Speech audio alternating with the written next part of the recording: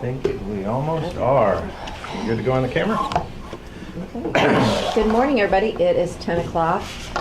Today our work session is to have this purpose of the superintendent and district staff to present our budget for the 2018-19 school year. Ms. Landers will not be joining us today. She is with her new grandbaby. So at this time, I'll turn it over to our superintendent. Thank y'all, and I would first like to say thank you to everyone who played a role in this process. Hopefully you recognize that this document looks dramatically different from our budget documents in the past.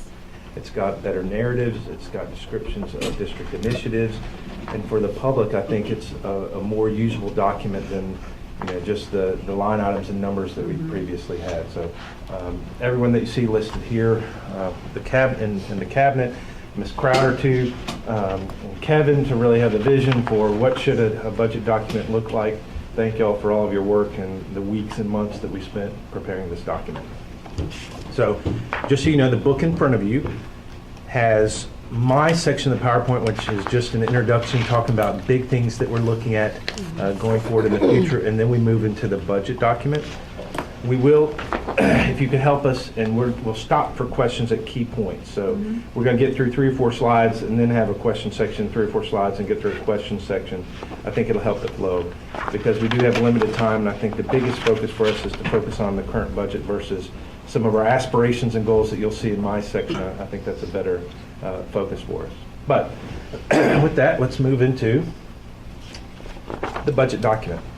I think it's important for the public to understand how we really craft our vision and how we really craft our goals for the district. So I thought it was important to go back here to what should be our starting ground for every decision that we're making. And that is our board's strategic goals: maximizing student potential, recruiting, developing, and retaining exemplary staff, mobilizing the community engagement for the system's benefit, 21st century classrooms, and then for the board to work efficiently as a school board. So the key too is that we're also a public school system in the state of Tennessee, and the board crafted those strategic goals to align with the state's strategic goals. So if you see them, they have 5 goals. They're not exactly the same, but they kind of fit into our strategic goals. So if you look, for example, at the first 3, early foundations in literacy, really growing those readers in our schools, high school, post-secondary, all means all for our special needs students, that all students are going to succeed. Those really fit under our goal number 1, which is maximizing student potential. When we talk about our staff and we're talking about educator support, that's recruit, developing, and retaining exemplary staff. How are we growing teachers in our school system? And of course, district empowerment, the things like 21st century classrooms and our school board working efficiently and effectively together. I think that's important to say, how are we going to work together to accomplish those overarching goals? So just a reminder of the role of the director is to prepare the budget annually for the school board. Your job is to approve that budget, and then we present it to our funding body. And then also too, y'all have expressed an interest in my evaluation, so I'll highlight some of the things that you have really charged me with accomplishing. And the difference between effective and highly effective in this system, I'd like to highlight a few of those. So first is, so what are my marching orders? I'm trying to balance the needs of our current students, but also being fiscally responsible. So when we talk about things like how much reserve are we going to have and what programs are we going to fund, that's that balance that we have to strike. Because unfortunately, when we talk to our parent organizations, we talk to our administrators at the school, the cabinets, we all have things we want, and most of us want all the exact same things, but the challenge is balancing that and fitting that into the reality of where we are. But then to be highly effective, I think it's important to highlight the difference between an effective superintendent and highly effective. I can't just look at the current needs of our students now and the current programs we have. We have to look at those long-term issues that we have and objectives that we have as a board and as a community that we want to accomplish. So know that those are all the things that are going into this process. And it was a very difficult process for my cabinet and for the staff to create this budget. So, misconceptions. I think everyone thinks that we are a highly affluent suburb and that we are living in the land of plenty. In actuality, we are in the bottom 16% in the state of Tennessee in funding. We receive $8,769 per student. And if you look at Shelby County, for example, they're in the top 4. They almost receive $12,000 per student. So we are doing incredible things with very little funding. We are in the bottom part. And if you look at the municipalities, I think only Arlington is receiving less funding than we are. So I think that's important to notice. So there's a big misconception out in the community that we have lots of money to do lots of programs and activities. We do not. So, other realities that we have to look at. So that's our funding realities. Let's talk about board initiatives.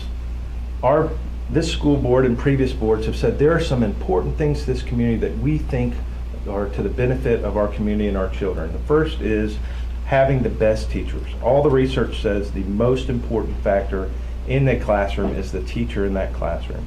And so we want to recruit, develop, and retain the best staff. So our average salary in this document is $58,141 a year. That's the average salary for teachers. And know that we are funded at $46,000 per teacher, so that there's a funding gap there. Another is nurses.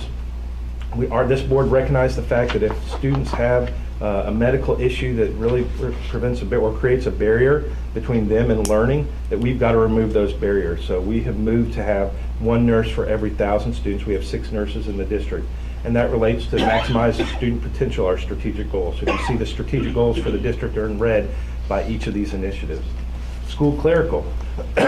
We are funded for 16 positions in the BEP document. We have 26 school clerical positions, and those are crucial because what happens in other districts that don't have a special ed secretary, for example, that falls onto the teaching staff to schedule all those meetings, arrange those meetings, and then they're losing instruction time.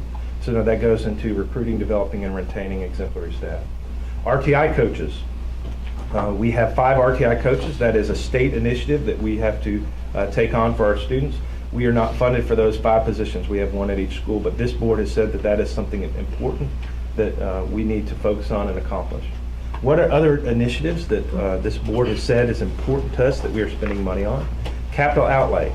We inherited $26 million in deferred maintenance, and we are slowly chipping away at that deferred maintenance, but know that we are investing $1.8 million from our general fund in capital outlay. Now, that's a little deceptive. Some of that includes the debt service payments that we have to pay on Riverdale. So no, it's probably closer to 1.5 million once you take out that debt service. That's part of that capital outlay. We will be paying on Riverdale for 30 years. That was part of that bonding process. Another initiative that the board has said is important is to have 21st century classrooms. We have a one-to-one initiative, and we are spending over $600,000 annually to put a computer in each child's hand. That is not common in the state of Tennessee, and I don't want to steal technology's thunder, but that is something special to our district, that even though we are in the bottom 16% in funding, we're able to provide those devices for students. Fully funding OPEB. We are one of the few districts in the state that is fully funding OPEB. We are preparing now for our retirees' benefits, health insurance benefits. Other districts are doing pay-as-you-go. They're only paying the minimal amount. So each year that minimal amount is growing. It's a snowball effect. We've also closed the door. Our new hires do not receive health benefits in retirement. Other districts have not done that. So their OPEB contributions each year will grow, and it's unsustainable. So know that that is a fiscally sound process that we have undertaken, but know that it comes with a cost that other districts aren't bearing. And then finally, later start times. This board made the decision that it was important to maximize student potential, and just like with school nurses, removing barriers to student learning, we are making a $300,000 a year commitment to our students to have those later start times. So no, these are all important initiatives, and I think it's important to say we are doing all these things even though we have low amounts of funding if you look at us in comparison to the state. So this is our current reality.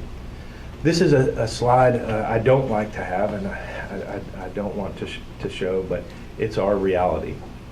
If you look at our current staffing numbers, our lowest salary is $42,343. We are not as competitive with the other districts with salaries. They had already given 2% raises, which is something that we have built into this budget. In all the salary positions, you see a 1% across the board increase. That's built into the budget. But if we receive additional funding, it would be my request to go ahead and provide the $344,000 to get it up to a 2% increase, because We should see additional funding from our BEP numbers. We won't have that till after the 20th, yes. Taking into account that we have not increased our medical insurance. Yes, so that is one of the things that helps. So the other municipalities, they're seeing that impact on their bottom line. The teachers are seeing that impact on their bottom line that our teachers are not seeing. Is that correct? Yes, so we do have some benefits in the fact that our health insurance package is stronger and does better. But I think the challenge is, and Ms. Stratton can echo this. Oh, absolutely. That, this is posing a problem with recruiting teachers. And sometimes, just like you said, even though we can say our health insurance is better, they're not always seeing that. When you have They're people coming out of college. And Yes. Right, it's they the don't bottom really. line. I realize it's a bottom Yes, line. it's the bottom It really is not the bottom line, it's really the gross number I'm just trying that to you're think. looking at. I'm just trying to think. You know, about. I think there is a benefit there Yes, I agree. that I'm thankful that we have. We have. For But- our teachers, but if we were to be able to increase it, I think that would be great, and that would even actually push us a little higher right. because they are not having that That come health out insurance, that's on the correct. insurance. Okay. I agree. So know that if we are able to accomplish a 2% raise, which would be my recommendation, it would make us at the same level of entry-level pay. Now, our highest salary is not the same because previously our board decided not to give increases for higher education. So we top off, it's a $5,000 stipend if you have a master's plus 45, or you have an EDS, or you have a doctorate degree. We don't fund as much. The other districts are still in the legacy Shelby County plan, so they're giving more money. So that's why you see their highest salary at step 18, and with a doctorate degree, you have that highest salary, so they have a higher earning potential. But are any of them doing the 18-year plus bonus? Yes. They all are now? Yes. Okay. So we were doing that loyalty Yeah, bonus. so they all started doing it? Yes. So when they did their 2%, essentially it pushed all their steps up. So know that this has become a recruiting issue for us, and I think it's something that we need to address. That's why my recommendation is we're at least building in the 1% into this budget, but I think if we receive additional funding, that's something to take into consideration, that we could get a 2% with, not that 344,000 is minimal, but it's a smaller. Right, right. Would there be, later in the year, obviously not for the budget, but Mhm. I think it would be interesting to just hear the benefits, and maybe not, the pros and cons, basically, I guess, of paying or not paying for those higher education Yes.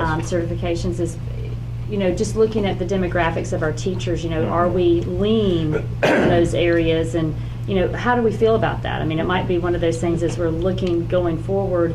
I would just be curious To talk about should we pay for higher? Yeah, benefits. I mean, I really don't know. In terms one way of or highly another. qualified teachers. That's right. I mean, are we, is it affecting us or impacting us, or could it, and maybe it's not negatively, but maybe there's an uptick that we Right. would see a huge positive. I don't know, but I would be I think interested that in is hearing that. definitely something we should In the future. Okay, look at. okay, thank you. And I think it's important to understand, we highlight that line in red about the monthly. If you take that lowest salary for an entry-level teacher and you take out their health insurance, vision, and dental and taxes, they're bringing home $2,600 a month. That's hard, and it's hard to find a place to live in Germantown to afford that. I think we were looking at the Thornwood apartments when we were doing our growth projections, and just that Yeah, lease. just don't eat. Yes, that lease. And your electricity. Our teachers Yeah. could not live in the Yeah. Thornwood apartments.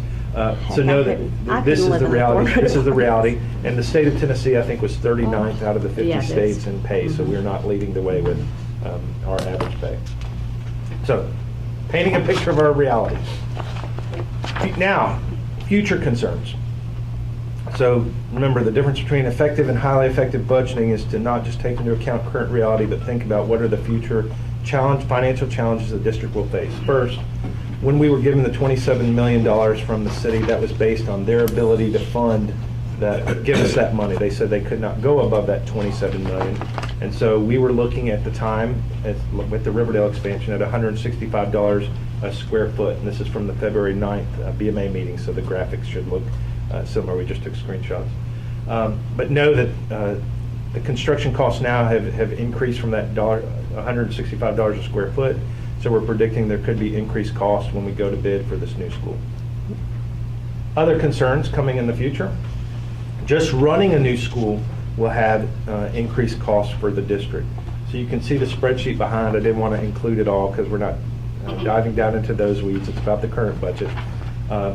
My cabinet has spent a lot of time looking at and predicting what it would cost to run a new school. So I'd just like to highlight some of those things. So you have a new principal, assistant principals, librarian, counselors that we currently don't have on our books. The supplies, janitorial, utilities, we're predicting that it's going to cost the district about $2.8 million a year increase from our current operating funds. So no, that's something that this board is going to have to address in the future, is how are we paying for those increases. And so we have to look at our existing programs, or we have to look for additional revenue. That's just going to be a challenge for the district in the future. And that's just incremental. That's solely incremental. Yes, every year, well, No, I mean, yeah, Yeah, it's but yes. it's a very big number, and it's a very That's big right. point to be made, yeah. this is another interest that the board has expressed, that we spend a lot of time trying to research what is the true cost to do this. So the board has talked about going to optimal capacity and what would be the extent of that. Know that as we dug into this and look at our BEP sheets, several of our grade bands in schools are already well below optimal capacity. So the high school, for example, and this is our current enrollment from April 10th, 1872 for the number of students. Our total number of teachers was 90. So that's a ratio of 1 to 20.4. That's an incredible teacher-student ratio. So the reality, we wouldn't have to add teachers to get to optimal capacity at the high school. At Houston Middle School, grades 7 through 8, and remember we have to split the grade bands based on the teacher-student ratio as provided by the state. We're looking at 621 students, 24 teachers. It's a 1 to 25.9 ratio. And if you remember, the ratio for the state at grades 7, 12 is 1 to 30. So we're already well below at grades 7 and 8 at Houston Middle School.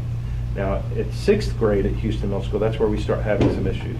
Their ratio is 1 to 24.2. We would have to add 1 teacher. The $75,000 on the right, that's the average teacher salary with all their benefits included too. Right. So now that's the cost to the district. So that's why Houston Middle would have to add 1 teacher to get to optimal capacity, and I won't go through all of them now that I've explained it. Riverdale K3, we'd have to add 4 teachers at a cost of $300,000. Riverdale 4-6, we'd have to add 3 teachers. Riverdale Middle is already below the optimal capacity number. Dogwood Elementary K3, we would have to add 4 teachers.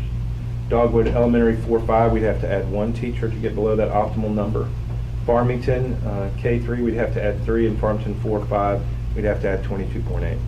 Now, no, this is just an estimate, because once again, we're not really doing this until we have the space to do it. Right. But the cost would be about $1.2 million to add those teachers, and I think that's something that this board has expressed an interest in doing, but it's something that we need to look at planning for in the future. Similar to the 2.8. Yes. I mean, it would, That's when you have the space, it would be that incremental. That's right. To get us where we need And to be. how do we do this? And we can target, and this isn't something that you have to do with one hit. Sure, This sure. is something that we can target grade bands or specific areas and on how to target. So know that we are looking at this. This is something that we are trying to plan for and taking into account.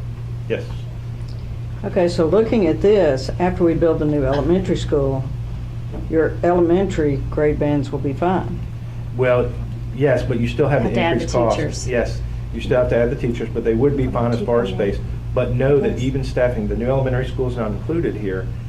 We're funded on the state ratios of 1 to 20, 25, and 30. Right. So that even the new elementary school, which is not included here, there would be some additional cost too. So that's why I say this is a prediction of rough numbers. And our student numbers change. Sure. That kind of leads to my question is, how much of this, I know that, we have the portables and we have some extra teachers that would be moving over to Yes. the new school. What would be, if you have an estimate, what would be your estimate of how many of these, what I'm saying, we're going to Right. have to add teachers into that new school. How many would we be, So I don't know. for us, we are assuming that if we just had a status quo, the majority of our teachers and staff are going to move from our existing schools. We're going to be reducing those schools to our new school. But know that as we started looking at this, and Dr. Park and her team and Mr. Bland and his team, we were digging into the numbers. They're not going to come in even buckets. Right. So when I'm looking at a kindergarten, at some school, Farmington, for example, we may be taking 1 kindergarten teacher, and at Dogwood, we may be taking 2, and it just depends upon the number in each of those grade bands and what students we are pulling from that school. So that's all based on the zoning too. But my prediction is that beyond this, it would require 3 to 4 additional teachers on top of it because they're not going to come in even buckets. Okay, because I was hopeful that maybe if we added, like the 4 teachers could take care of the new school. Right. For the dogwood, like So we no, look because at it. this is, Okay, because if you think about us all as, even if we're not thinking about physical schools. Right. We're just looking at the number. the number of kids to the number of teachers. You can do a Right. simple calculation, but like I said, it depends on, you may have a big kindergarten class at this school, a smaller one at this school, a medium-sized kindergarten class. So Okay. those factors all play a role. But no, this is just I feel like a pretty strong Estimate. calculation. As of April 10th, it was a good number. The real changes are going to come with the changing student enrollment. Okay, That's very interesting. It is. so no, we're looking at the other factors. I'm not going to spend a lot of time. I pulled this graphic so that you've seen it before in the past, and it should look familiar. A concern we've talked about is our middle school population and what's going to happen with our middle school numbers. This was the complete build-out of the city. This is from, remember, our Right, January yes, sir. 10th meeting, talking about what's going to happen with our capacity. And if we hit all of these metrics, we would be over 253 students at optimal capacity in our middle school facilities, and we would have to have something to accommodate that. So know that this is a need. There's also a fiscal impact. So as we talk about building a new middle school addition, one of the concerns that we have, just like with our other schools, supplies, FF&E material, there will be things that the school district is going to have to pay for, not necessarily out of capital outlay notes or bond proceeds, however we pay for that facility. Those are things that we're going to have to add to the budget. Similar to the new elementary Yes. school, just not in that size. but That's right. Yeah. mhm. Probably not, it wouldn't be a staffing issue, it would be a supplies, materials. Maybe additional utilities. Yes. Yeah, the janitorial. Insurance. Increase. Mhm. So, know that I hope it's kind of bleak, but know that we are looking at our current funding realities. We're looking at the initiatives that we're already doing great things. And I think we do a really good job of going out to the public to say, look at what we have done. Look at our academics. Look at how we've changed facilities. Look at all of these. But I think it's also important to say we've done it with very little funding, and we have all of these great initiatives like later start times, computer devices in every student's hand, RTI coaches. So I think it's important to keep that in mind. We're doing great things with what we have. And with that, we're going to move to the next part of the presentation. But are there questions on what I went through? This was really just a big overview, and I know this wasn't the purpose for today. It's about going into the budget and details. But I wanted you to understand what we went through as a department. When we started looking at this budget process, the desire for me, for all of our cabinet members, was to have a budget neutral year. We know that we're opening a new school, we don't know the costs, we don't know all of these things. It was as much as possible, let's not have increases in your departments. Now, there are some exceptions to that based on student needs that we have in the district, but know that was their challenge, and it was really painful. I did ask them to create lists for us to say, if we did have additional funding, what would we be adding, what would we be doing? So we do have those items to tell the board, but know that they were all really challenged with creating a budget neutral year. And with that, I think it is Mr. Jones. You want to come on up, or do you? Okay, I guess we're going to do it from where they're sitting. This is fascinating, by the way. Thank Yeah, you for this. Thank you for this overview. This is very impactful, I very am- powerful. Amazed? I am. I'm not really. I mean, I'm not honestly, amazed, no. but I'm I'm glad looking it's at on a some piece of of these paper. other city municipal schools across the state who would be similar to us. Mhm. I think there's a challenge in there for us. I think there's a challenge I there agree. for us to look at our funding sources and maybe be a little more vocal about what our needs are operating-wise. That was the purpose for. Yeah, So thank you. very This well guy. put, yeah. Excellent. And this is just a side note, just one thing is, so I don't forget about it, but this staffing initiative, this little chart, I think is something definitely to share with our legislators, because, a lot of times we hear about, Yes. Teachers aren't feeling the full impact of what we're giving to the BEP. I mean, I think this puts it in perspective. Of why. That's exactly, and that we're paying more. The BEP only says to pay this much, but we're paying more.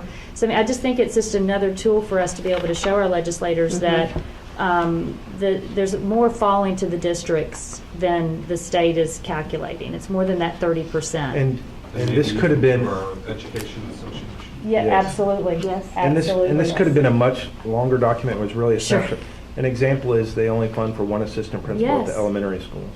And based on the team evaluation model and the number of pre-conferences, Mm-hmm. post-conferences, evaluations they have to do, they are lucky with their teams that they have now at the schools to complete the evaluation Mm-hmm. process. Right. So no, that's another area we could have put in there was assistant principal funding. Sure. So know that there's a whole Well, list so of maybe things. that's, we I'll could- just make that note, maybe as we're going through that education process in the fall, maybe that's something that we could pull on, because that's a very powerful, I think. Mr. Jones? All right, for revenue overview, our total revenue, 58,169,678 projected for FY 2019. To highlight a few things, you can see the breakdown on by category or subcategory on the pie chart. How much the state and county and city provide for us. And I will give a point of clarification. So you have your budget document that's Yes. in your hand.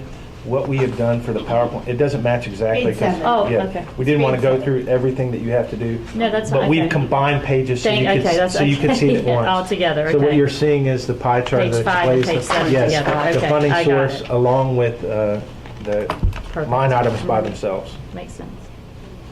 Sorry, Mr. Jones? Oh, that's all right. And what I'll do is highlight some of the calculations for some of the major categories. So if you look at page 8, the and BEP number is calculated at 27 million. Basically, that is our current FY18 number plus our growth payment. And my understanding, the state has started their process as of yesterday. So we're hoping to receive a BEP number maybe by the end of next week. And I will clarify. This is basically yeah. current funding. And I will clarify the current funding. If you look at the amount of money that we received 27.3 million from the state, 23.8 from the county funding, and the city is providing 2.47 million. Mm-hmm. I know that there was public conversation about how can the city continue to fund our schools.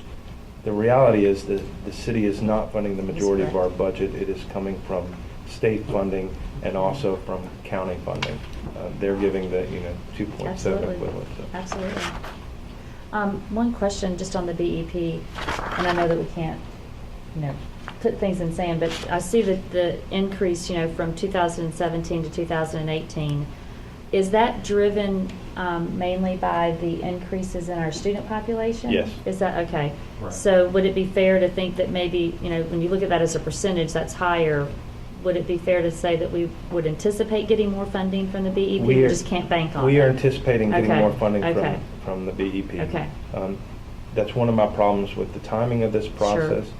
Most districts don't start their budget process until May, once they've started to receive those revenue projections. But because of the city charter, we have to go ahead and go Sure. through the commissions and the approvals for the city. But no, the timing here is a problem. So what you'll see is we will probably be coming back with budget amendments after the first reading Right. to say, here's our, but it always happens. We have I was 3 going to or say, 4. I think I remember that from last year, where we actually had a sizable amount. Yes. And were able to go down our list. Yes. But I remember too, in July, when the city had to approve their budget, we still, by their third reading, we just finally had our total number. Yes, our real Right, oh, yeah. revenue projection. Yeah, we ultimately will not get a final BEP number until July. And the same with county revenue. Okay. Thank you. Okay. Highlight changes. Mr. Jones? Other state revenue, you'll see a decrease, about $120,000. That's a result of the CTE grant that we have not budgeted for CTE equipment. And if that funding is provided for next year, we'll come back with a budget amendment.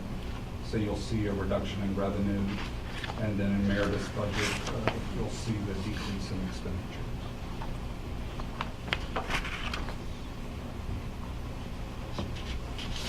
you're welcome to stay there if you want. Mr. Jones, set the precedence. All right, we will go through my budget. You will see 4 relatively small budgets for student services.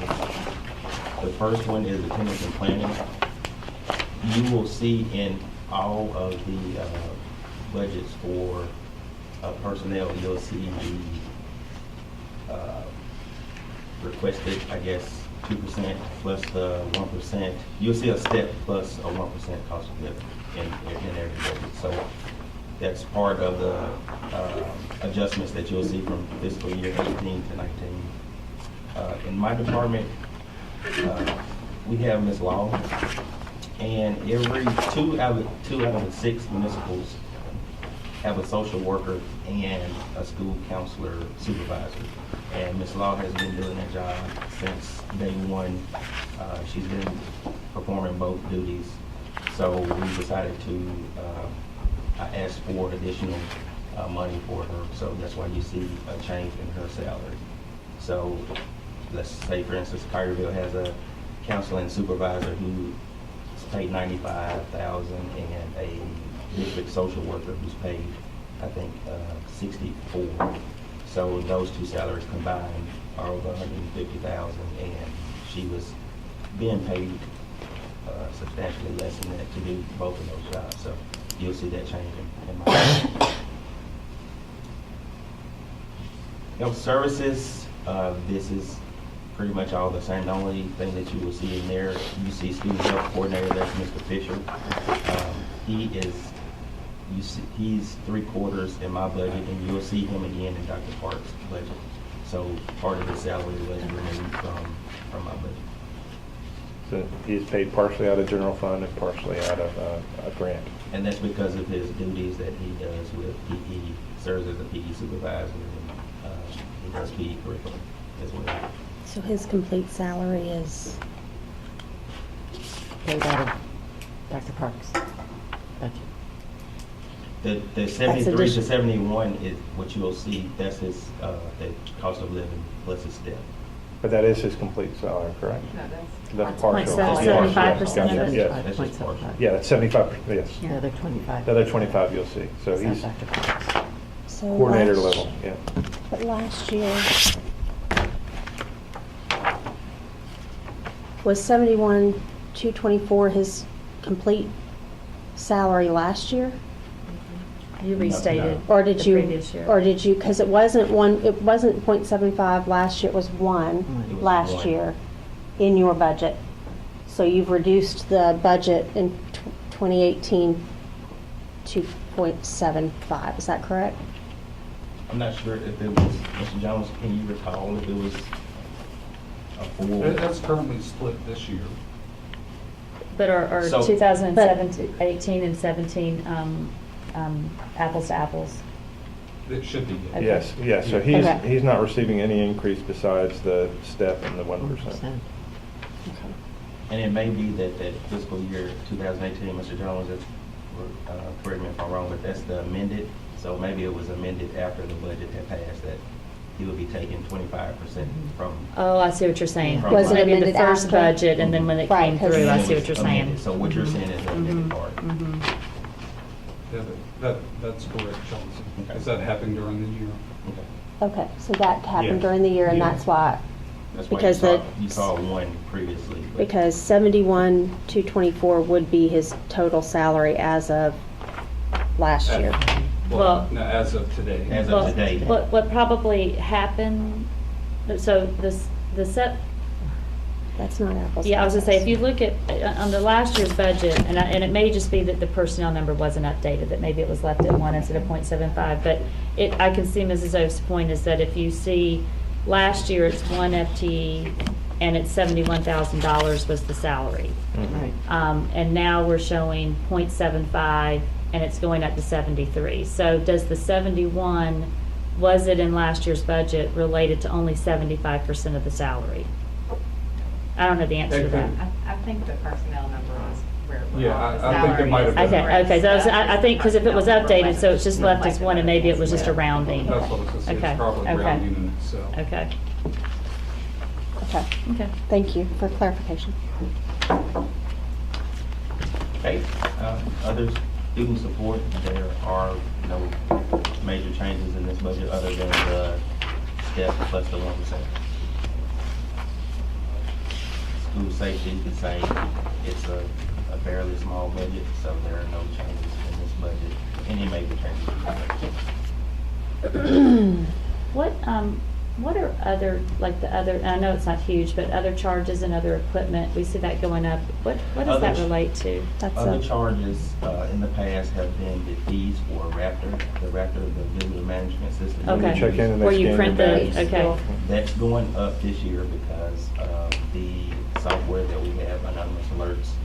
I didn't have money, I only had the 45 in my budget, so Mr. Grace paid that for this school year. Okay. So I'm putting it in the budget going forward Okay. in my budget. okay, And then the other equipment, that's mainly cameras or badge Okay. access. okay, So I try to put a small amount in there each year to cover, it covers basically 8 to 10 cameras and whatever additional we get with the safety grant. okay. So basically, you're updating the cameras in our schools each year as we go along. Mhm. do we know what the cost would be to just go ahead and Get everybody updated on take care of the cameras. cameras? Or will that be a part of our Yes, we do. safety? We do. We do. I think that's part of the safety.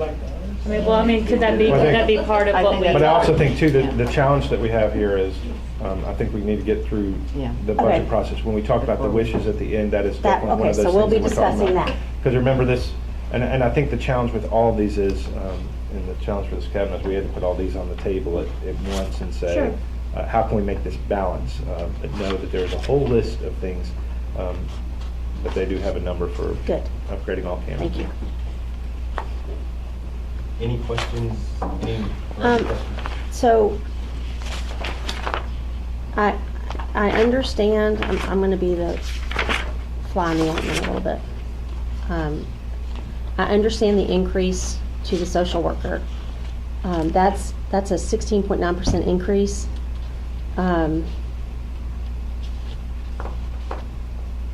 That's a lot of increase.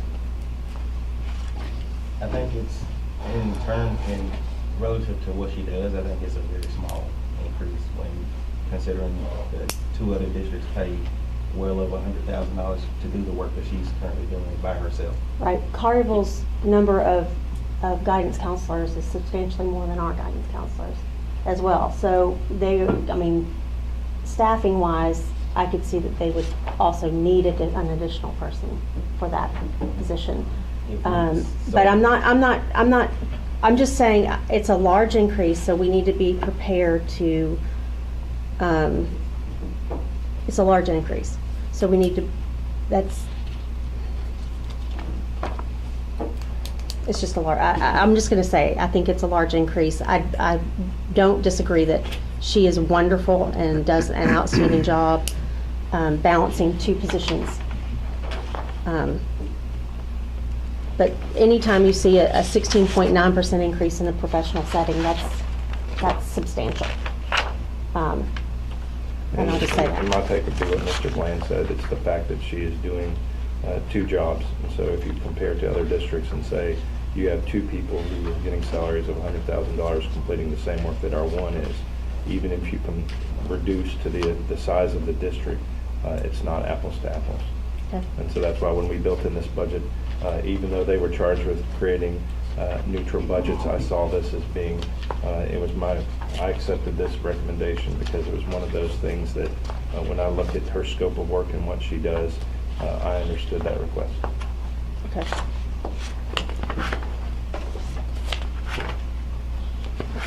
Okay, operations. I also have 4 budgets that we'll go through. The first one is operation of plant. There are not many significant changes in this budget. It pretty much kept status quo. The only thing that you'll see in terms of reduction is in other contracted services. That's a savings that we were sharing energy management services with Arlington schools.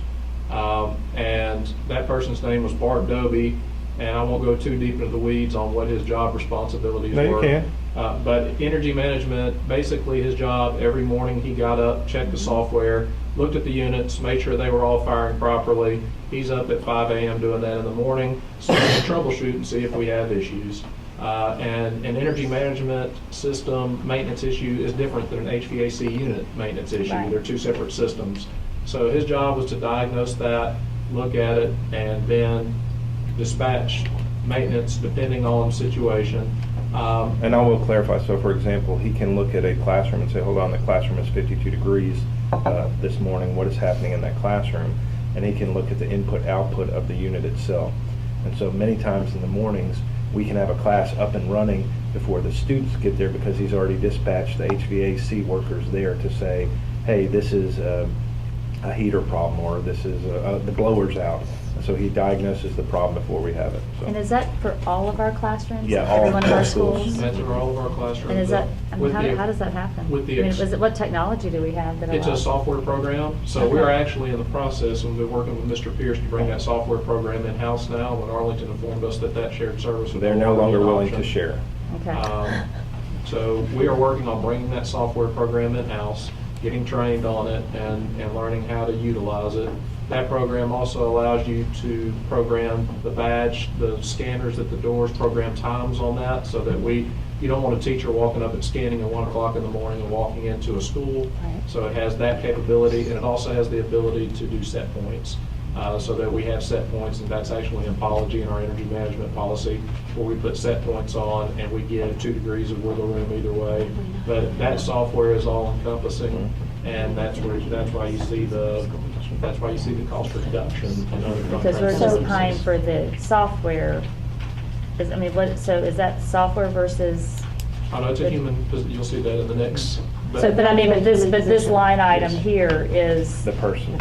So the re- That is other contracted services, and the portion of his salary that we were paying was going to Arlington schools, so that was in other contracted services, and that's why you see the reduction from 131 down to 107. And so what is the 107? So the 107, the other things that are in that budget for other contracted services are garbage collection, that's trash and recycling pickup, Okay. monthly elevator service, our annual fee for security system monitoring, Okay.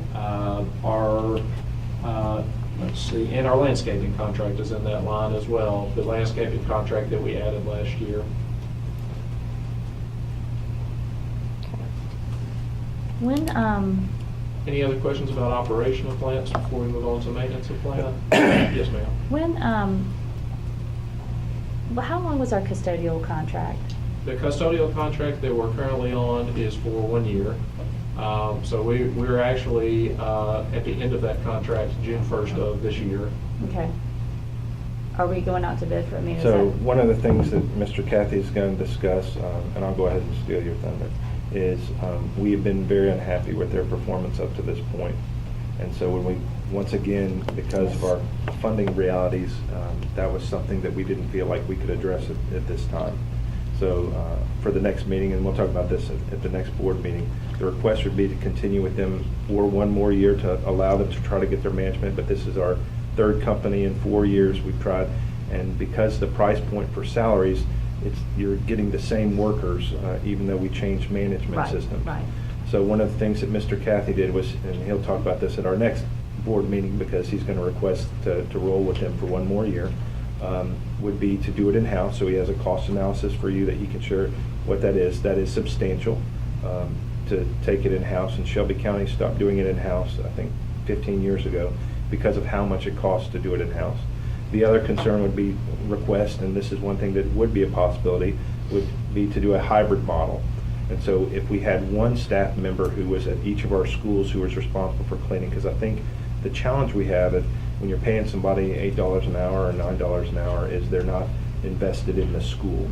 But if we did have somebody that we were paying more that was a school employee, that was there every day, they would be on our health insurance and benefits, we may get a better quality. So still using a company and trying to find the best company, but doing a hybrid model. So know that that is something that Mr. Kathy has Okay. been working on, and he will share that with the board.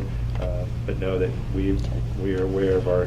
Well, and I would say, you stole my thunder, because I spent 8 hours in our middle school this weekend, and it was bad.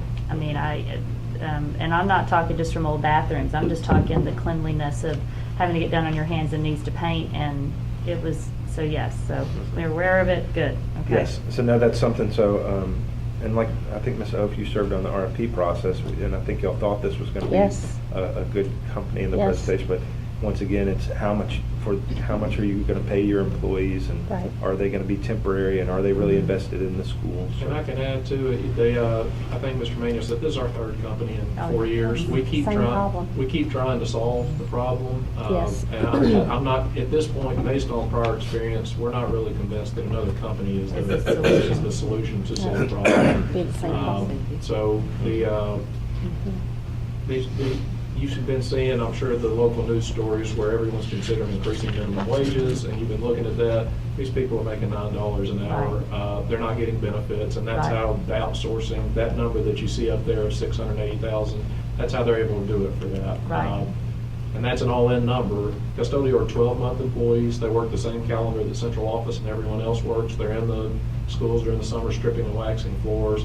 Our plant managers, in all honesty, end up self-performing a lot of the work that custodial should be performing.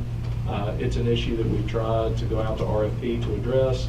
It's an issue, and it's another item that's on the list with all of the other priorities and all the other initiatives the district has for funds. So we're aware of the problem 100%. And I think biting it off in-house at this point would be a huge budget hit, and not one that we're really willing or Or able. have the ability to. We'd be willing. That's right. Sorry, willing is not the right term. Somebody win the lottery. Yeah. Have the ability to undertake it this time. But the items that we're going to throw on the list with the rest of them is perhaps taking a hybrid approach to it and starting by at least bringing in maybe one staff member per school that helps during the day to just address all of the issues, because it's a big job, and we've been doing it on shoestring budget for a long time, and we've tried different companies. These people aren't coming from Germantown. Most people aren't signing up at $8 or $9 an hour to scrub toilets and floors. Right. So it's a problem we've been facing for 4 years, and we have not found the right solution yet. Okay. What do plant managers do in the schools? What is So their plant managers responsibility? have several responsibilities. They are, every work order that goes in, if there's a maintenance issue, teachers report those work orders to them. If they can Okay. fix it, they can fix it. If Okay. not, they put in work orders for maintenance to address. They're in charge of setting up for events. They're in charge of working with the custodial staff and making sure that they understand their job duties and responsibilities. And if custodial fails us, they're responsible for picking up that slack. Okay. And they also, like you said, I mean, teachers need things moved, they move them. Okay. Deliveries come in, they get They deliveries. verify So shipments they're and deliveries. pretty much pulled all over. At some schools, they have to do some landscaping because they don't cut all parcels of the land based on the contract. So it depends on the school. There are Okay. additional duties that they have to do also. Okay. Any other on operation of plant? Okay, maintenance of plant. The change that you will see here is under maintenance personnel. That is currently Mr. Law and Mr. Irvin Jones that's at Houston High School. With us rolling off of the energy management shared service, I did put in a request for an additional person in our department. That person's, one of their primary job responsibilities will be the energy management system and the maintenance of that, as well as the software piece. That person will also have several other job duties and responsibilities assigned by the operations department. We never run short on maintenance work orders. We've got several big capital projects coming online here in the next year or two. So that is a request for an additional person in our So department. I'll clarify that the way they're paying for this is the portion of that we were paying to Arlington for that person's salary. So the 30,000, whatever. That goes into this, and then Mr. Cathy made cuts to his capital outlay budget, I think it shows it up here too, to pay for this person. So it was a revenue neutral position, and once again, it's because we're losing that service, and we have to have somebody who's doing that And I energy guess, management. I'm for the district. assuming too, the person you hire is going to be someone similar maybe to Aaron Law, who Yes. can do some of the things he's doing. That's absolutely right. The reason for this person is energy management primarily, but also, and we'll talk about this at the board meeting on Monday, we've got bid packages coming in for Houston High's painting, Farmington Ceiling Tile and Grid. The contractors are already saying, we need to work day and night in order to be able to get these jobs done in 7 weeks. So we're already working within our department to figure out maybe can we schedule mid shifts, night shifts, day shifts, and stretch our hours out to be able to have a staff person there to cover the projects that we have going on. So this person would also be one of those people doing that as well. And so that would be the new person. That would be the Okay, new okay. person.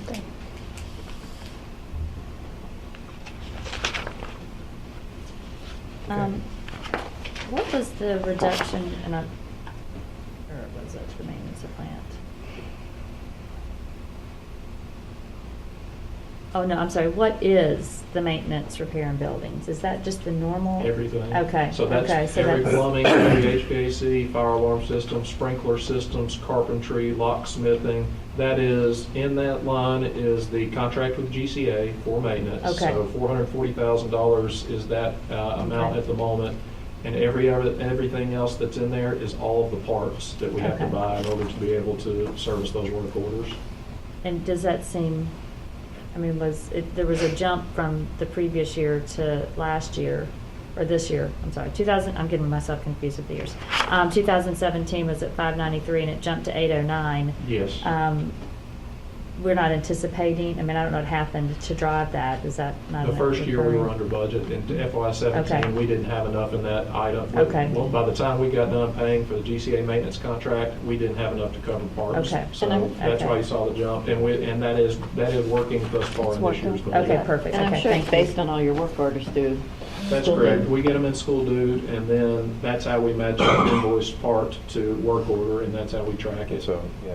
So, I mean, you have, there's a tracking system of how much. you're So I think spending. one of the benefits that you had, Ms. Fisher, was seeing the green book that we have to sign weekly of all the purchase orders Right, that go and what it's through. for. And so when you see teams in DeMavel and you see the plumbing contractors and Right. the parts that go through, this is all those POs that we're filling out. And a lot of it is HVAC too, when you think about the issues that we had this past Sure, year. And they're on the roofs, fixing units, getting parts for those units. That's all coming out of this budget. Any other questions on maintenance of plants? No, sir. Okay, on to regular capital outlay. So there are a couple things in this budget that are noteworthy that have changed. There's a reduction in the line for architects, and the reason for that is we are no longer having to pay architect fees for the new elementary school and central office out of our general fund now that we have access to bond proceeds from the city. So there is a reduction there. The other line item that is certainly noteworthy here is building construction. That is for costs for the new elementary school and central office. So 70600 is that line. And the other line item that you saw decrease there is building improvements. And a big reason for that was we had some rollover. So what you see in FY18 is the amended budget for FY18. But our capital projects are funny, and I always joke with Mr. Jones and tell him that the worst possible month for our fiscal year to end in the operations department Yes, is in the June, middle. because our capital projects always straddle fiscal years, June and July, because that's when we can get major capital projects done. But the reduction there is as much in accounting, and then some dollars were pulled in order to be able to fund the additional position. We also had the reduction in the land line item because we don't have to buy the land for the new elementary school and central office this year, so there's no land purchases foreseen. That's good. And those are the major changes in the regular capital outlay budget, and I'll be happy to answer any questions you may have about that budget. The other, and I'll highlight too, 70600 building construction. Know too that there is $1 million on it. You may have already said this for central office, and then $3 million that we're planning for building construction. And I'm sorry, you might have said this, but what is in the other capital outlay? Other capital outlay, I could pull the budget and tell you, but it's pretty much, so roofs, rooftop unit projects, painting projects. I mean, the way it's broken out, we take care of big and small items. The library carpeting projects that we took care of this last year came out of other capital outlay, but it's pretty much any capital project that's taking place at a school. So when we give the amount, as I did at the beginning, that we're spending $1.8 million on capital projects, this is that this is all in with those Okay. projects. This And is we're- really for it's smaller just- projects, It's like broken down redoing the into counselor's categories office like and things like architects that. and engineers, but the reality is it's all in for our capital improvement And project. we've actually been working on a presentation that I think Mr. Manuel's going to share in part for you guys and also for the FAC. That really looks at going back as our history of the district. How many general fund capital dollars have we spent on our projects at our schools? How many Shelby County Commission dollars have we spent on capital projects? And how many City of Germantown dollars have we received for capital projects at our schools? So Excellent. this is all general fund dollars that have gone towards capital projects. You in our just answered my schools. question, thank you, because I had that. Look, where is it? Yeah, okay. All right, so we'll be seeing that at some point. Yes, and Okay. you've already seen it, I'm just making it more concise.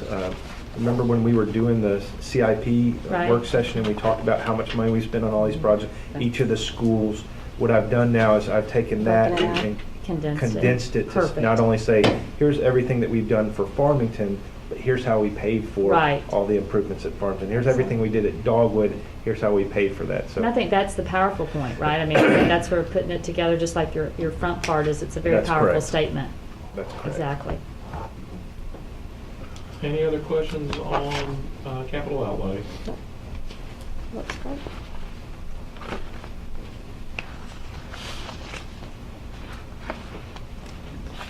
Transportation, there is really not a significant change here. Contracts with other schools went up $15,000. The reason for that is, and you've seen this in other, or you will see this in another line budget, we're no longer having to pay the penalty to Collierville for transportation, but we are still having to pay to rent the bus lot. So you see a $15,000 increase there because that's the agreement that we've reached with Collierville to continue using their bus lot. So that money has been moved into this line item under contracts with other schools. But other than that, there really aren't any significant changes in this budget. Okay, so I'm assuming then we're staying with Durham, or we will be hearing about that in the next? That is coming at the next board meeting. Mr., would you like me to go into that? And just what the RFP process and what came as a result of that? Yeah, briefly, but yes. Okay. Oh, it's all right. We don't have to if that's, we can wait until the I board can give- meeting. I So just wanted I'll give you the gist. They went out, so the we brief had and dirty several, is we had fine. several options to do. Mr. Cathy did once again look at an in-house. Once again, it was millions, Outrageous. millions over our current budget. But then the municipalities went together to go out to RFP to say, are there other companies who can also service this? There were two respondents, First Student and Durham. First Student was very much more expensive than Durham currently was. So the request will be to go with Durham for, take that RFP and extend that with them. And you will be receiving that today, the RFP results, the breakdown, two respondents. First Student was a huge percent increase. Durham had a percentage increase as well. So either way, we're seeing a percent increase, but our current budget will cover the percent increase for next year. Sounds good. Thank you.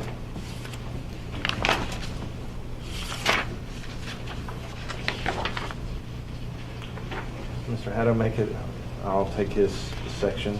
I'm not going to do as good a job as he did because I wasn't ready to cover his section, but here we go. He is, due to unforeseen circumstances, he is delayed. Okay, so Office of the Principal. There are no significant changes except for, again, you see the 1% in steps for employees that are built into their pay scales. However, we do have the partial positions. So you see where it's a 0.5, a 0.1, a 0.6 positions. Yeah. Those positions are for this fiscal year so we can hire people for the new school. So the goal with the principal, the reason you see it's a 0.5, my recommendation is to hire that principal at Christmas of this upcoming fiscal year so they can go ahead and start hiring their staff to get ready for the new school. Then with the assistant principal and the clerical staff, they would then be coming on in the summertime. So normally they're not working, half of May in June. That's when they would start working. So we're bringing those staff on board. So this will be a one-time expense that just to get the school up Will and go running. away, yeah. So that's why you see those percentages. So you're looking at December for the principal. December for the principal. And they can go ahead an and hire, understanding yes, of starting in June for the. for the others. And they can go ahead and do the hiring process for the individuals they want to bring on. We just won't start paying them at that time. They want to start working. Because Sure, you think sure. about the real lead up, that's going to be the biggest part is really Getting selecting prepared. the staff. Directors and supervisors, go ahead and click it so you see the orange bar come up. The change here is in 18900, Ms. Crowder was included in this area of the budget, but it didn't really make sense that she was under human resources. Most of her work that she does is with superintendent and with the board. So you'll see that she is added over to the board side. We're just moving her location. No change in salary besides what every other coordinator is receiving. It's that 1% in step that you see. The other change is with clerical staff. Once again, we are rolling off of shared services, and so there were individuals in the Human Resources Department and in Finance, and Kevin will cover his too, who took on additional responsibilities that were shared previously by shared services. So if you think about health insurance, what they are doing, we used to have Karen Nacarado and Bartlett who served that function. We had Robin Allball, Wade Coons, who worked in, they did our payroll, they pushed the buttons for payroll. So know that you see 3 positions that have changed, and that's because they've taken on the shared service responsibilities. Similar to what Mr. Cathy experienced, where we no longer have an individual who's performing those functions for us, they are taking on those responsibilities. And there's also a significant increase in responsibilities with regards to maintaining the Skyward systems updates, and training, and so forth. Just a question, how's Skyward doing? It's okay. I think depending on what department you talk I to. heard the Yeah. giggle. That's why I said it's okay. Growing pains. It- Are people I think throwing the things? transition year is always difficult hard. in switching things over, and I think as our staff becomes more familiar with the process, it becomes better. The costs are still much better than Power School as far as what we had, but functionality, I think we're just now getting to the area where we're getting past that. Transition years are hard. Well, I mean, so we believe it's more the getting up to speed and figuring out all the capabilities and changing Yes. our workflows for it versus it not having the capabilities that we need. Yes. Is that fair to say? Yes. Okay. So I think that we've gone through the fires now. We're out of purgatory, and now I think the business, the finance, and HR side is going along pretty well. Okay, great. Climbing out of the black hole. yes, that's right. Okay. But I think it's better. I think our administrators at our school saw this year that once we did the initial rollover and it was pulling student data, it was much easier than it had been previously because we were having to enter in everything from scratch. But now that it's there. Right. So hopefully, as we go, to your point, roll into this next year, it Yes. should be. That's right. That we've already hit the problems. Right. We know what to expect. Once again, this is there's a clerical position in Mr. Hattow's department that took on additional responsibilities because of shared service. I think they're doing more with benefits now that used to be and payroll that used to be a shared service. So that's why you see that increase in that position. And budget development, And budget development, thank you. Oh, okay, so that's, okay. Skyward, and the capabilities of it is. Mr. Jones. Oh, I'm sorry, are we, back on special services? Sure. I'm sorry, just education. Okay. What is the other contracted services? What is that for? That 22,400? I have to pull the subdivision. I don't know off the top of my head. That's but- fine. I can, That's, I What mean, would it say? anytime, it's just, and then just the other charges. I was just more curious, because there wasn't any other charges Mhm. the previous year, so I was just Previously. curious. So anytime, Increase. that's fine, just no rush, just curious.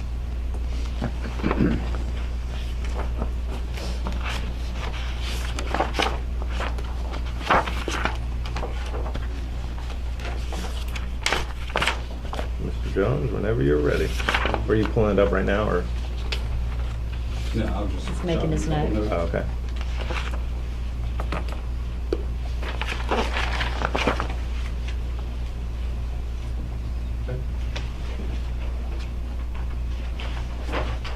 And with finance,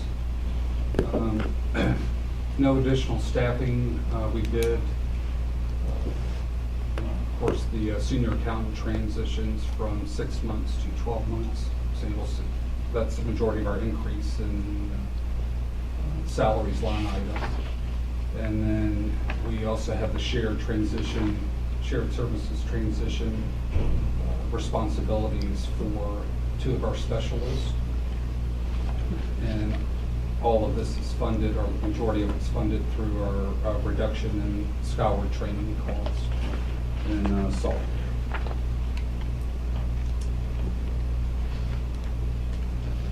So those are the highlights there for the specialist and the accountant. So that decrease of the 50,000 was because of the Skyward, or that was Skyward training? Yes. Okay. And implementation. So now all of that is on us as far as future Sure. training of staff and systems updates. Got it. Thank you.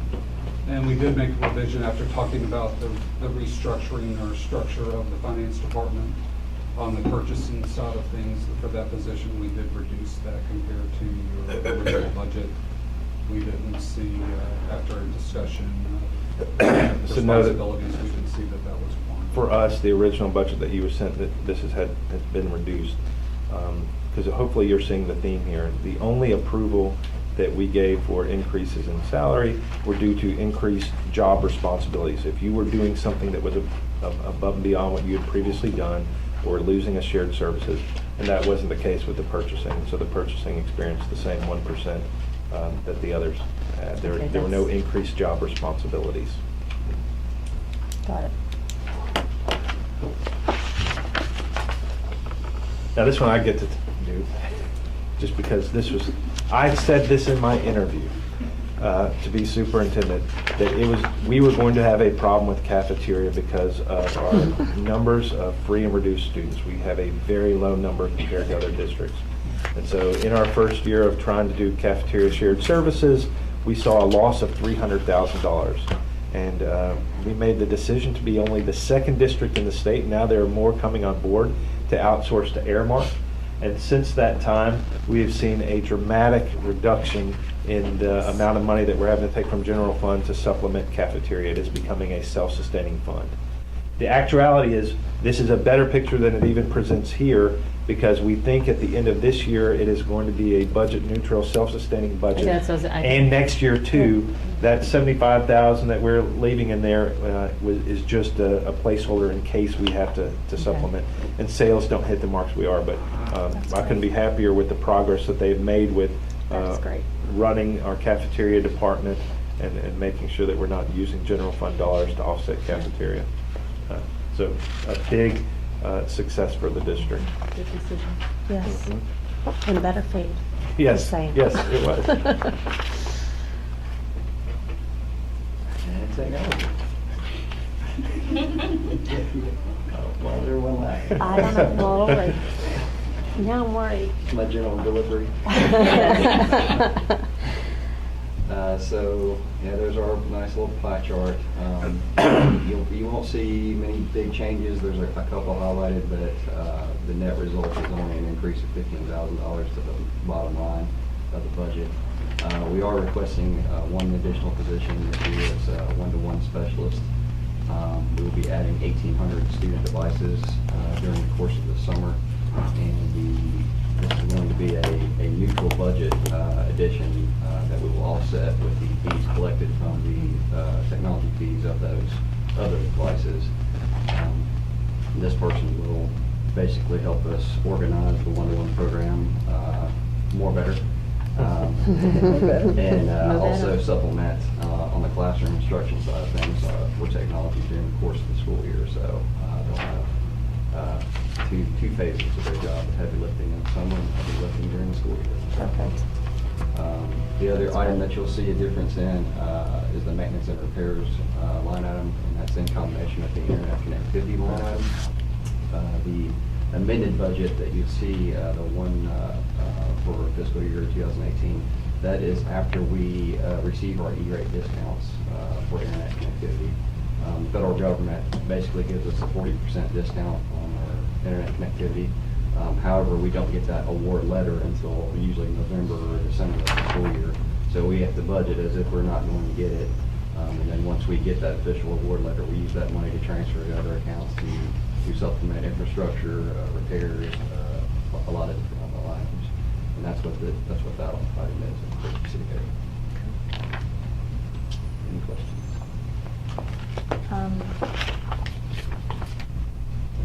So I will highlight again, you see the increase from 166 to 286 at Yes. 35000.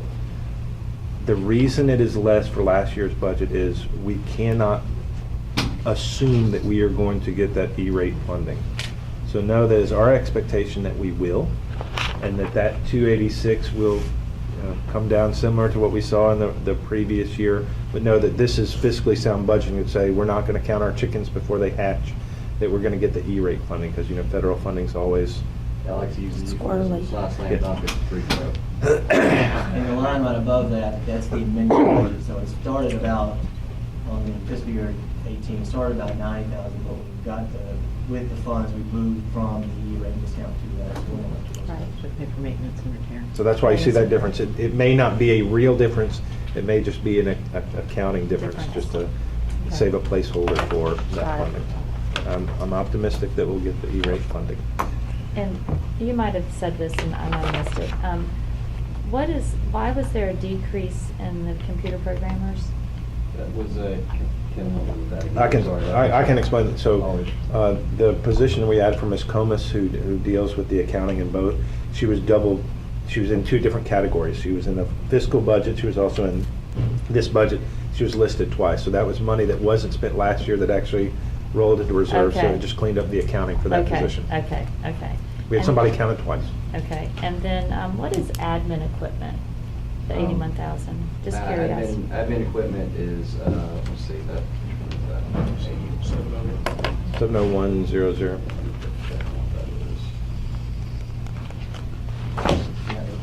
Yeah, that's networking and telephone equipment. Okay. That's, a continual need from the leftovers from Shelby County that we're still playing catch up on. Okay. Trying to improve. Okay. And trade, so. And So if you've then- ever seen the computer racks in the closet, have you Oh, ever seen the yes. room where all the wires come to? Mhm. They have the Wow. stacks, of the servers in there. Okay. And so he's working to upgrade. Slowly replace. Yeah, and that goes, That's that great. also goes in combination with the cabling line item, to cabling upgrades for the schools. Okay. We've been working on that since we took possession of the schools, and there's still a long ways to go. It's an expensive undertaking, just like Mr. Cathy's world of capital outlay. And I think too, this is important because we do have the one-to-one initiative, and we've got to look at our bandwidth and the ability to support the number Sure. of devices that we expect all of our students to have. This is part of those infrastructure upgrades that you don't see behind the scenes. Right. You'll see a little highlighted item on that particular subject. Okay. In another slide. Okay. And then what's an other? Just curious, the 47,000. The other charges. Mhm. Other equipment. Other equipment, that is a combination of items, that's security cameras and cell phone booster systems. Attack team's security cameras with Mr. Bland's Okay. security grant. And it's not enough. Okay. We just really keep afloat Okay. for repairs of the cameras that are in place. Balancing that with upgrading what's there as they go out, and also supplementing with new cameras added as staff requests, and as you'll see later on. Right. After the security walkarounds, we did an examination of Some blind where we're spots, lacking. right. So yeah, that's what that accounts for. Okay, thank you, appreciate that.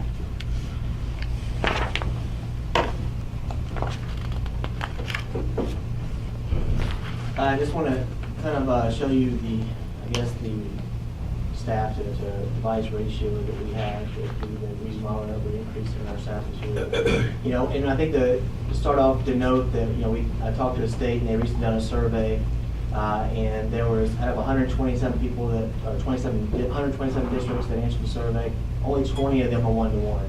Another 25 of them would plan to be, they'd like to be. So we are the leaders of this. I mean, we're kind of in the forefront. We knew we were going to do it eventually anyway, so it's really a good place to be. But to show you where we came from and where we are, before we started the district, there was only like less than 2 people for 5 schools that we had for the pre-merger or pre-municipal year. only about 2,100 devices. The next year, the year we started, we got back to more of the legacy Shelby County model, which was 3 teachers and 3 fix-it people. But that doesn't take into account in a one-to-one environment at all. Right. That's just handling all the devices at the school. So these devices you'll see from before we started all the way till this year. This year we're about 5,900. That is all devices. That is teacher computers, admin computers, that is labs. There's 4 or 5 labs at the high school, plus a library of 20 computers. And then all the one-to-one devices, plus elementary, like Farmington has 10 iPads So in as every the classroom. carts and Yes, stuff, okay. plus carts that they can Okay. check out. Okay. So all those devices are supported by our staff. It's not just the one-to-one, so it's something to know. Next year, you'll see FY19, we're adding another 1,800 devices.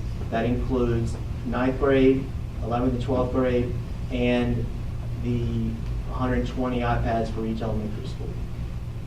So if you look at the ratio, before we became a municipal, there was about 1,246 devices per person. That model did not work. I can tell you, John and I both experienced it. It did not work. It's the Slugger Rich model. So after that, we increased our staff and we got down to about 472 devices per staff member.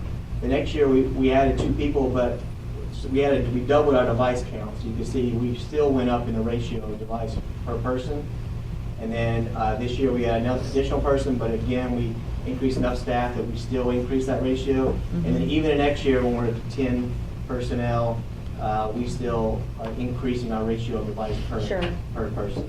And I can tell you that, if you care about the municipals around us, Carterville has 19 in their department, and Bartlett has 14 in their department. So we're right around the same. And to piggyback on that too, I know it's, we talk about an ideal world, but a survey of CIOs done by Robert Half Technology, I don't know if you're familiar, large staffing firm, of their device to support staff ratio, the mean device in the private sector is 136 to 1. So you can see, education's always been lagging behind in that area, and it is what it is. But just to put the numbers in perspective of what you see in the private sector as opposed to education. All right.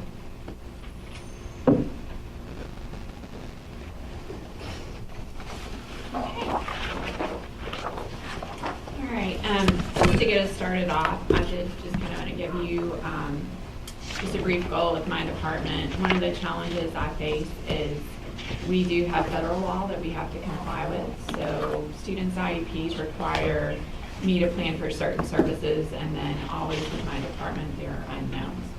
But in addition just to being compliant and following federal law and meeting those services, I also encourage my staff and we really try to be proactive in our consultation.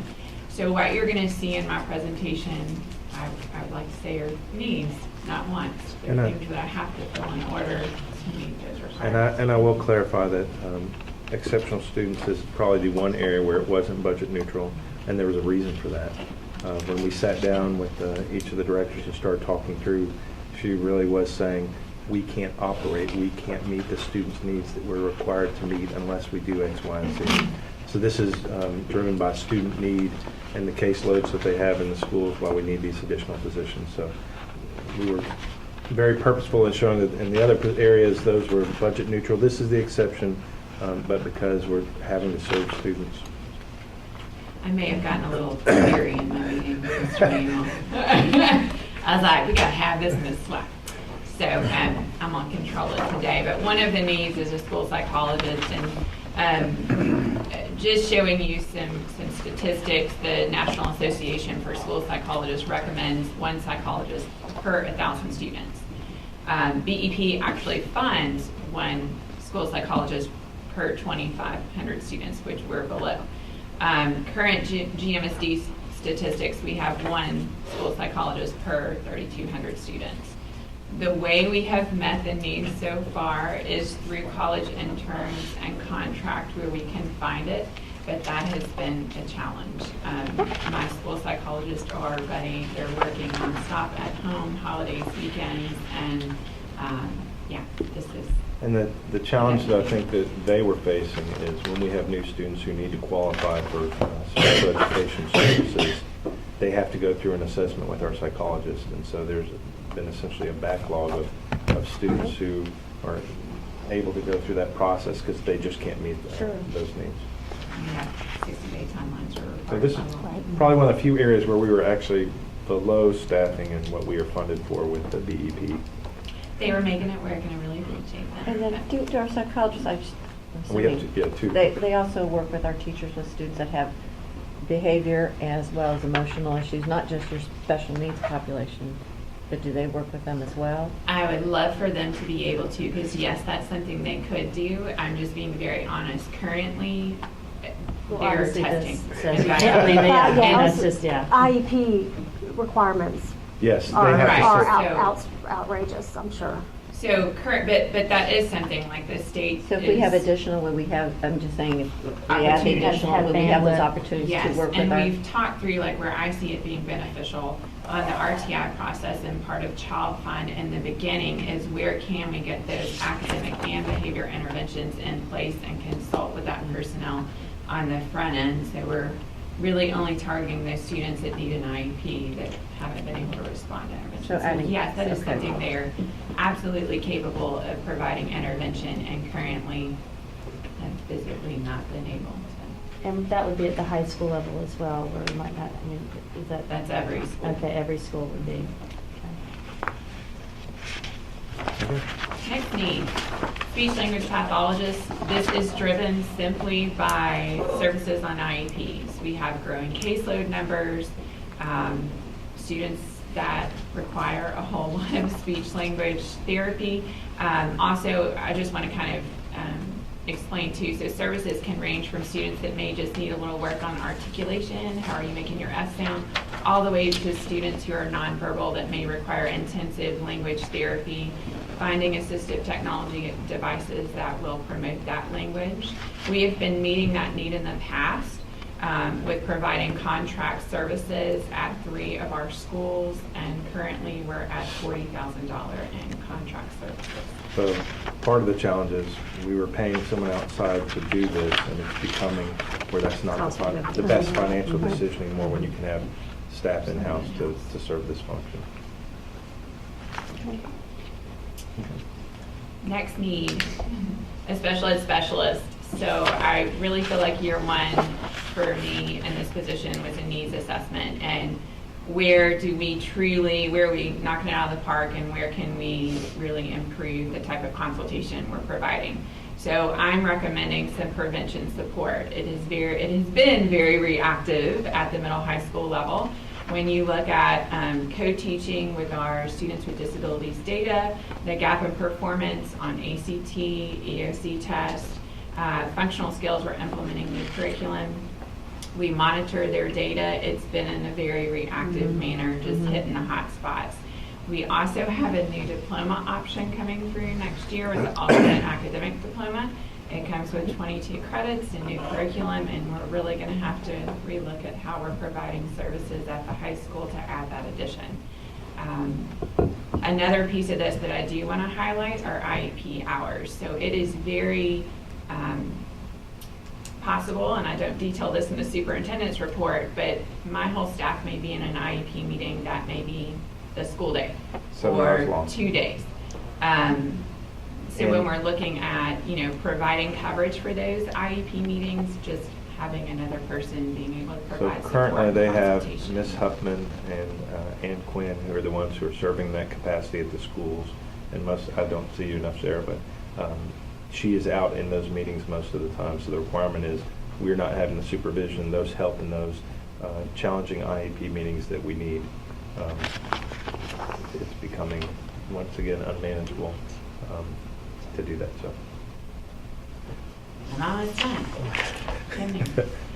Next, looking at a behavior analyst. So we currently have 20 students who are requiring a very intense level of behavioral support. If you've talked to some of the principals, you will know they have filled in this role quite a lot this year. trying to provide support and intervention. And we're currently contracting with 2 BCBAs currently at a rate of $800 per day.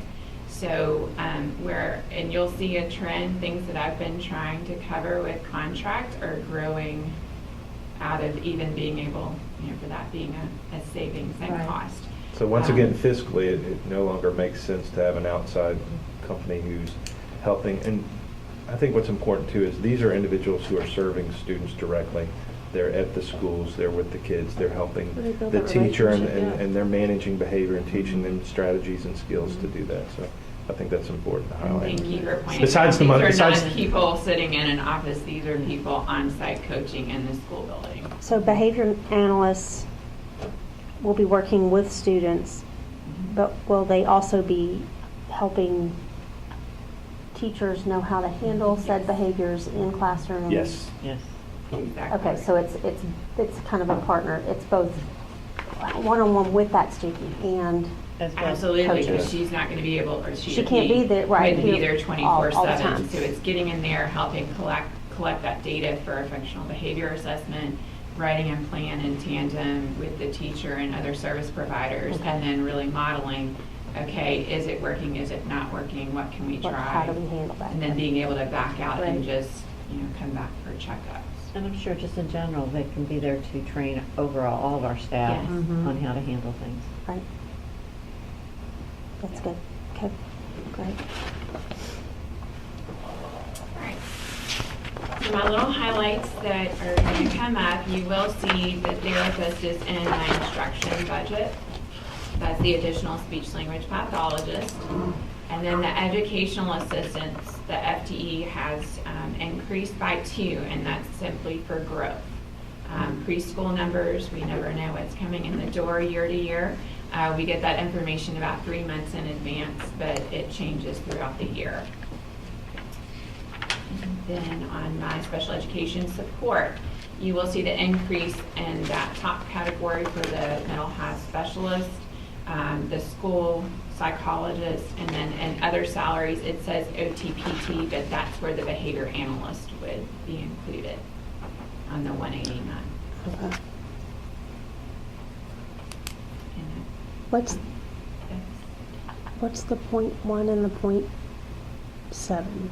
Okay, so 2.7, the other .3 is paid out of IDEA. I have 2 other budgets in federal. Gotcha. And she's split between the 2. Mhm. The 5.1, my understanding, that's to pay for the special ed clerical at the new elementaries. Mhm.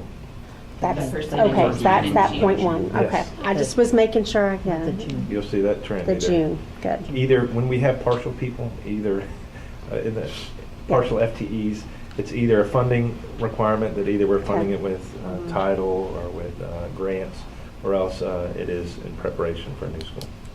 Got it. Or they might be shared between departments. Yes. Okay. Any questions? Okay, so the next 6 are mine, and we'll probably go through those pretty quickly, but you'll see there aren't a whole lot of changes. But as we go through, if you have any questions, just feel free to ask. So we'll start off with the regular instruction program. You'll see here with the pie chart, the majority of these dollars, and this is a pretty large budget, the majority of these dollars go towards salary and fringes. As we know, we can have the best curriculum resources in the world, but if we don't have quality teachers to implement those, then we are not going to do any justice to our students. So there are a few things I want to highlight here. Within the item of teacher salaries, that pay line you see highlighted there at the top, you'll notice there is a decrease from last year. We didn't decrease any pay for anybody or any teachers, but through normal attrition, when you have people that are maxed out on the salary scale, when they retire and you hire in other people that have fewer years of experience, you're going to see a natural decrease in the amount that is that you will be paying for those people. As well, another situation, you'll see there's a 0.25 here. We had some teachers at the high school who teach general education courses as well as CPE courses. And so just like you saw in one of the budget amendments at the last board meeting, We are classifying those under career and technical education, that budget, so you'll see an increase in that budget, but it's not an increase in the number of teachers or FTEs. It's just shifting and moving them to where they are appropriately placed based on what they teach. So the next item to highlight here that is a little bit of a change that you'll notice, the Medicare. I'm sorry, Dr. Park.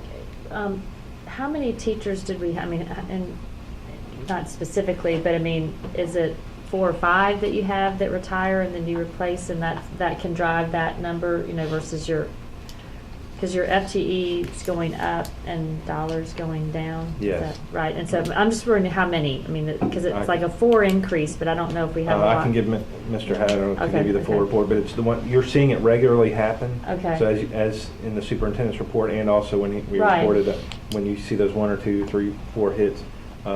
So he's been reporting it all along, but I can get to him. Yeah, give you a just a cumulative, summary. Yeah, I was just um, curious when you look at that. It's just not retirees. It's resignation. It's people who move Other to, movements. yeah, Okay, or they're following their spouse to a different Sure. location too, so. sure. But he can give you, I can tell you the approximate amount of money was about $800,000 differential in just the pay scales. So I can't give you the number of employees, but I can give you the amount that we Okay. saw that. Okay. So that's why it's really hard to compare fiscal year to fiscal year. Right. Because even though we've added 5 growth positions to our FTE count, and even though we've added the 1% bonus in, you have that staff attrition that kind of skews that, so you have several moving pieces when you're looking at the overall view. And we're seeing a similar amount projected for this year as far as savings and budget versus actual for teacher salaries. Okay. Okay. Dr. Park? Okay, the Sorry, next thank you. item that you'll see is an increase for the state retirement. The retirement increase percentage went up from 9.08 to 10.46. So that will account for that large increase for that line item. So we are required to contribute more Right. for their retirement. And that affects all certified Employees across the board. Okay. And then in the bottom, you'll see we tried to maintain everything that was in the budget for this current year. You'll see there is an increase for instructional supplies and materials and textbooks. This is due to us funding for opening the new school. With supplies and materials and textbooks, they take some time to get in. And if we wait until July 1 to order those to be ready for August, that's too much of a risk that I'm not willing to take. So that's why you see an increase there for instructional supplies and materials and textbooks. And the same as we have with staff. So as we are opening this new school, we will be moving staff from our existing schools there. We will also be moving supplies, materials, technology to the new school. The challenge is, just like with the students and we were talking about optimal capacity earlier, they're not going to come in even buckets. So we may be moving 1 set of kindergarten books from one school, 2 sets from another school, and 1 set of 3rd grade supplies at one school, 3 from another. It all depends on the student population. So that's why you'll see some increases. It is going to require some additional cost in just providing the supplies Sure. at that new school. Sure. Another item that I want to highlight and note on this budget, you'll see a large increase, a decrease from what was used in the amended budget from FY18 to FY19 under regular instructional equipment. Within this line item, we have the TV studio equipment, we have desks, horseshoe tables, all of those things for the classroom, but then we also have the teacher laptops and student technology devices, and John and Mason can speak a little bit more on this if we need to, but there was a budget amendment requested and approved this year to move $625,000 into that line item to cover the teacher MacBooks, and so that's why you see a large increase from the FY17 to 18, and then a decrease in FY19. So if you remember, we talked about purchasing those teacher laptops. That's where you're seeing it in this fiscal year. We won't have to do that for the next year because we'll be good for 4 years on those teacher laptops. So the 600,000, is there a corresponding 600,000 that is in this year's budget, in the 19 budget, in a different group in technology? Is that where that is? Well, it's just Yeah. overall, and when we create the balanced budget, it's all the categories together. So at the end, the fact that it balances, we'll see increases and decreases in all the. Yeah, I was just Yeah. curious so you just mentioned that it's related to the teacher workbook, so there's an increase? There It was an just a increase. one-time Just deal. one time. this year. This year, Yes. okay, I'm Remember, sorry, I we had a misunderstood, I budget thought it was amendment. talking about this current budget, I'm Yeah, sorry, yeah. okay, so it's That's this the year. 1.9. Okay, It was a budget amendment we did Okay. last year For the this year teachers, the right. teacher Yeah. computers. Wait a minute, go back. So sorry. I notice you have nothing for in-service and staff development.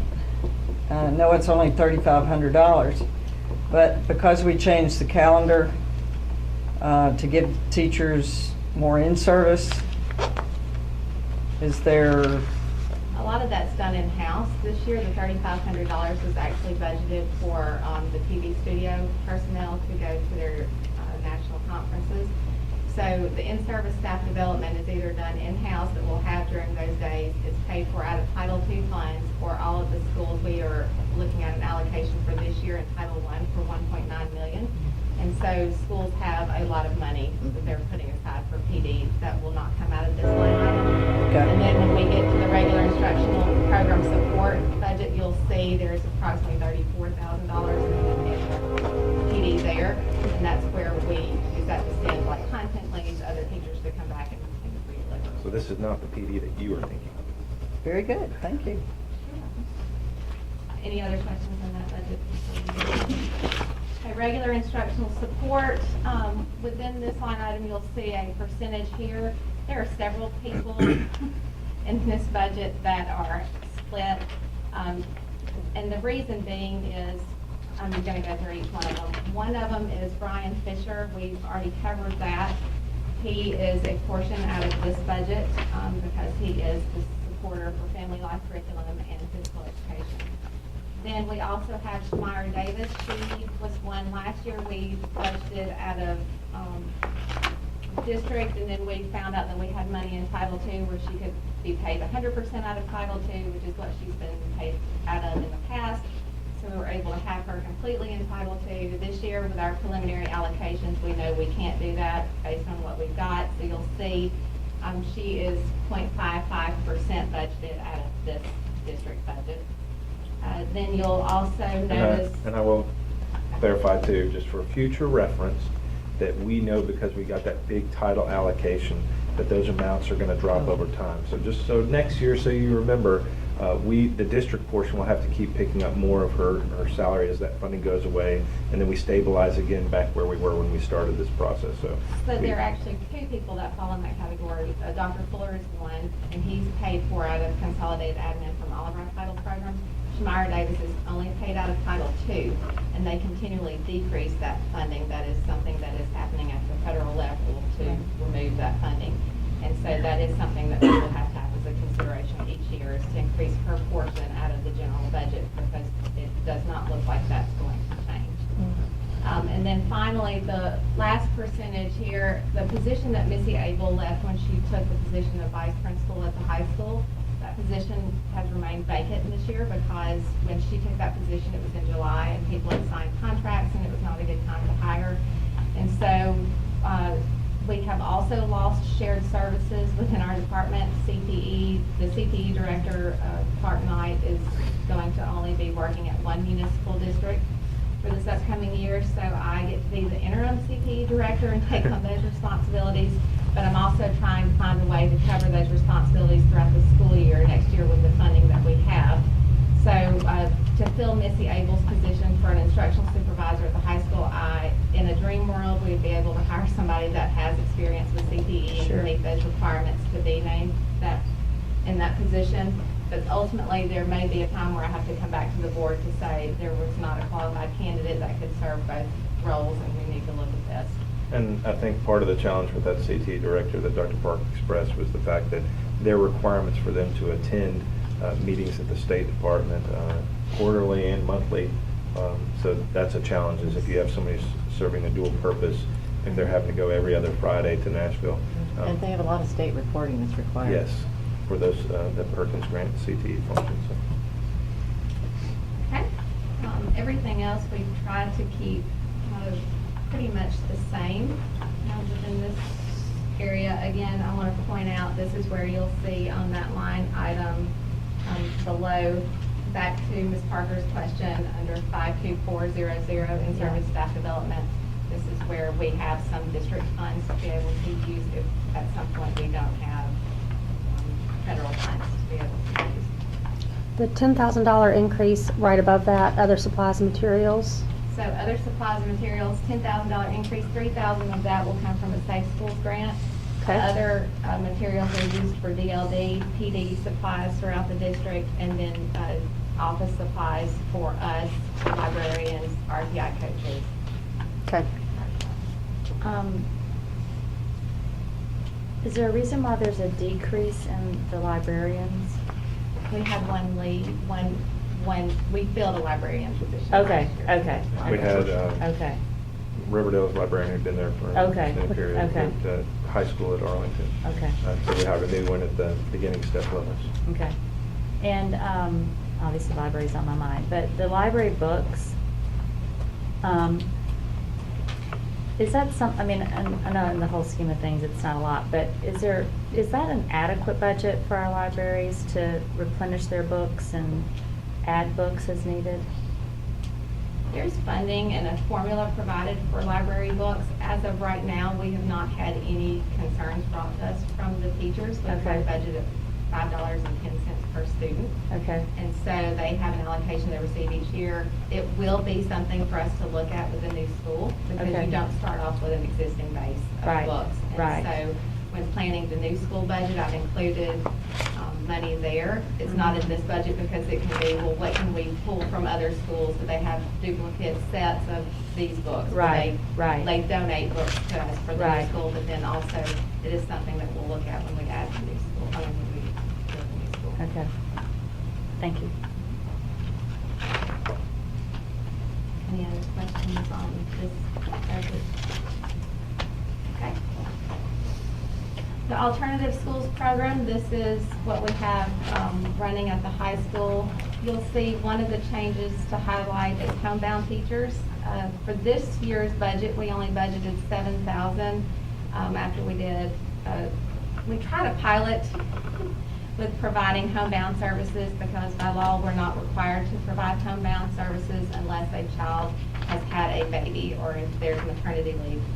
But we are looking at all of the different situations that we have. We have a committee that reviews any homebound requests, and typically those requests are severe medical reasons that are physically binding to the student of why they cannot be at school. So we tried to make a hybrid position last year, or use an already funded FTE position at the high school to serve as intervention and provide homebound services. This has proven to be too difficult to get all of the needs met of all of our students, that pathway. And so what we are requesting is an increase in this amount to hire somebody to be a part-time as-needed homebound instructors for the district, or to continue the model that we're currently using to meet the needs of any additional homebound requests, where we pay teachers outside of their normal school day to provide services to our students. So that's an increase in this budget. Everything else is the same. The instructional supplies and materials, I do want to point this out. You see there is $2,000 there. There was $2,000 budgeted there for this year, but we had to move that to a budgeted $5,000 to make that $7,000 that you see under the homebound teachers, because the model we had planned did not work.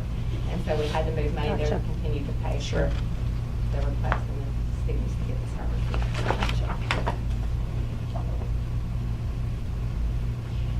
Any questions? No. Okay, well, we'll move on. Alternative school support, so this is in essence a stipend for a assistant principal at the high school to manage outside duties of this alternative school at the high school, because there are times where you have to meet with people outside of the school to work with transition, getting the students back into the school. It requires a lot of work and coordination, and we coordinate with student services as well, because there are a lot of social and emotional issues that you need to address as you transition. So a lot of times it's outside of the normal school day to work with parents and families to make sure that the students have a good transition back. And into. And into, yes. And so the staff development there, that is to cover for that person to go to the student discipline conference every year.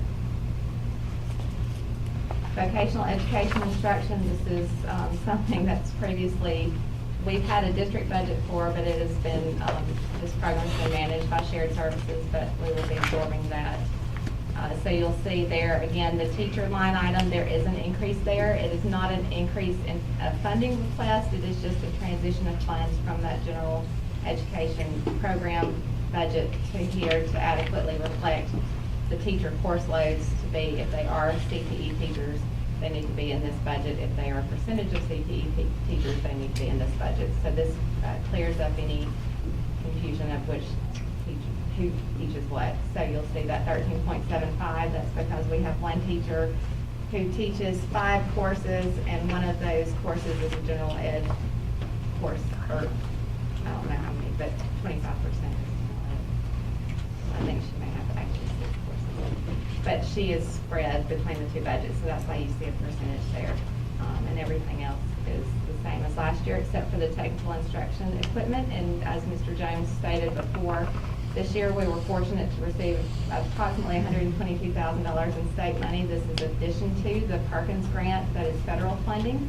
So because it came in as state funds, we had to put it in our general district budget. And so you'll see that increased up to $146,000. But then every year we try to budget about $25,000 for equipment for, upgrading the STEM labs, STEM equipment, computer programming, any of those items for CPE specifically. And so we've gone back to the $25,000 for this coming year. And so, back to your point about the 13.75, there's not necessarily been an add overall, it's just been a cleanup between the different categories. From one area Okay. to the other. Okay, thank you. Accounting. Okay. Okay, and then this is the budget where you'll see previously what we paid towards shared services was the $25,549. We obviously no longer have that shared service option, so this is where I'm trying to make the best of it and just absorb that within a position that I'm going to be filling anyway. Again, this is where in a perfect world we can do it this way.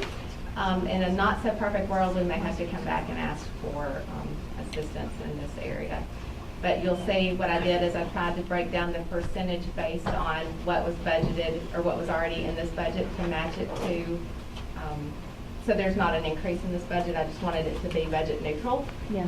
So that calculates out to be 20% of a supervisor's position. And then you'll see I put other supplies and materials because there will need to be some specific to the responsibilities of a CPE program, and in-service staff development, because this person is required to have quarterly conferences to attend and monthly meetings to attend in Jackson, Tennessee. We needed to have money specifically there for that. Okay, superintendent and board.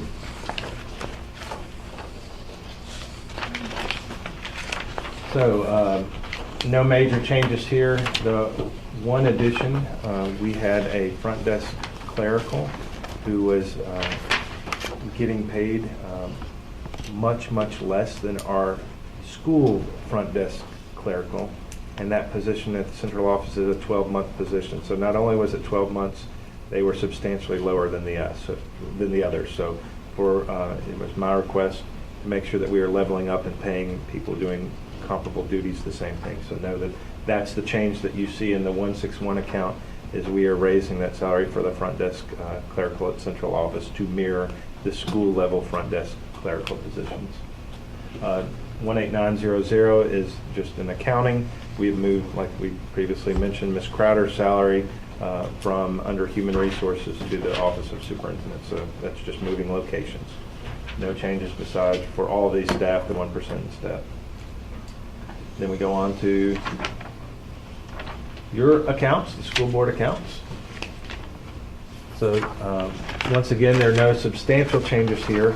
Once again, we have our OPEB contribution. I'd like to highlight we are doing the fully funding our ADC requirements that we are. And this number is based on what Nyhart, the actuary, says that we need to put into this account. So it's driven by looking at the number. So we're predicting that's going to be $730,000, but they're still doing that refinement. Yeah, they're in the process now of updating our ASB liability, so we should have that soon. But no, that's their number that they tell us to invest, so that we are making sure we're fully funding that account. Like I mentioned previously, This is a huge highlight for the district. For other districts, and Shelby County is an example of this, they have unfunded liabilities in the millions, and Shelby County in the billions, that is snowballing and growing every single day. And I think that this shows our commitment to being financially conservative and paying for our retiree benefits ahead of time. Other things in this category that have changed, just so you know, there was the penalty to Carville that we had because we changed start times, and so we had 2 years of penalty to them. That is now going away, so you'll see that gone in the judgments. And then finally, if you click to the next one, you'll see an increase in in-service staff development. That's for y'all's travel to conferences and events. We base that on how much y'all are traveling and what you're attending. This also allows that, I know that Ms. Landers had expressed an interest in some or all of y'all going to the National School Board Association. They have a national conference. And so know that we thought that that was important to increase your development. So that's why you see that increase in your line. And then this just summarizes, yes, Ms. There might be a slight change in the dues and membership for the board. The 15,320. Yes, because TSB just sent us a letter that their basic services fee are going up from this July. So we may have to have we might have to change like 3,000 to 4,000 increase in this year's budget. And so we'll reflect that when between the first and second reading of this. There are going to be other changes. Oh, absolutely. We're going to see the revenues Yeah. increase. We're going to have some additional things that we need to talk about to add to this. But no, once again, fully funding the OPEB at a cost of $500,000 annually. I think that's something we need to shout from the rooftops. Okay, so let's talk about the summary. And this is at the beginning of your budget document, but we'll conclude the presentation with talking about what are the things that you see different in this. One is we built into the salaries for all the employees a 1% step increase.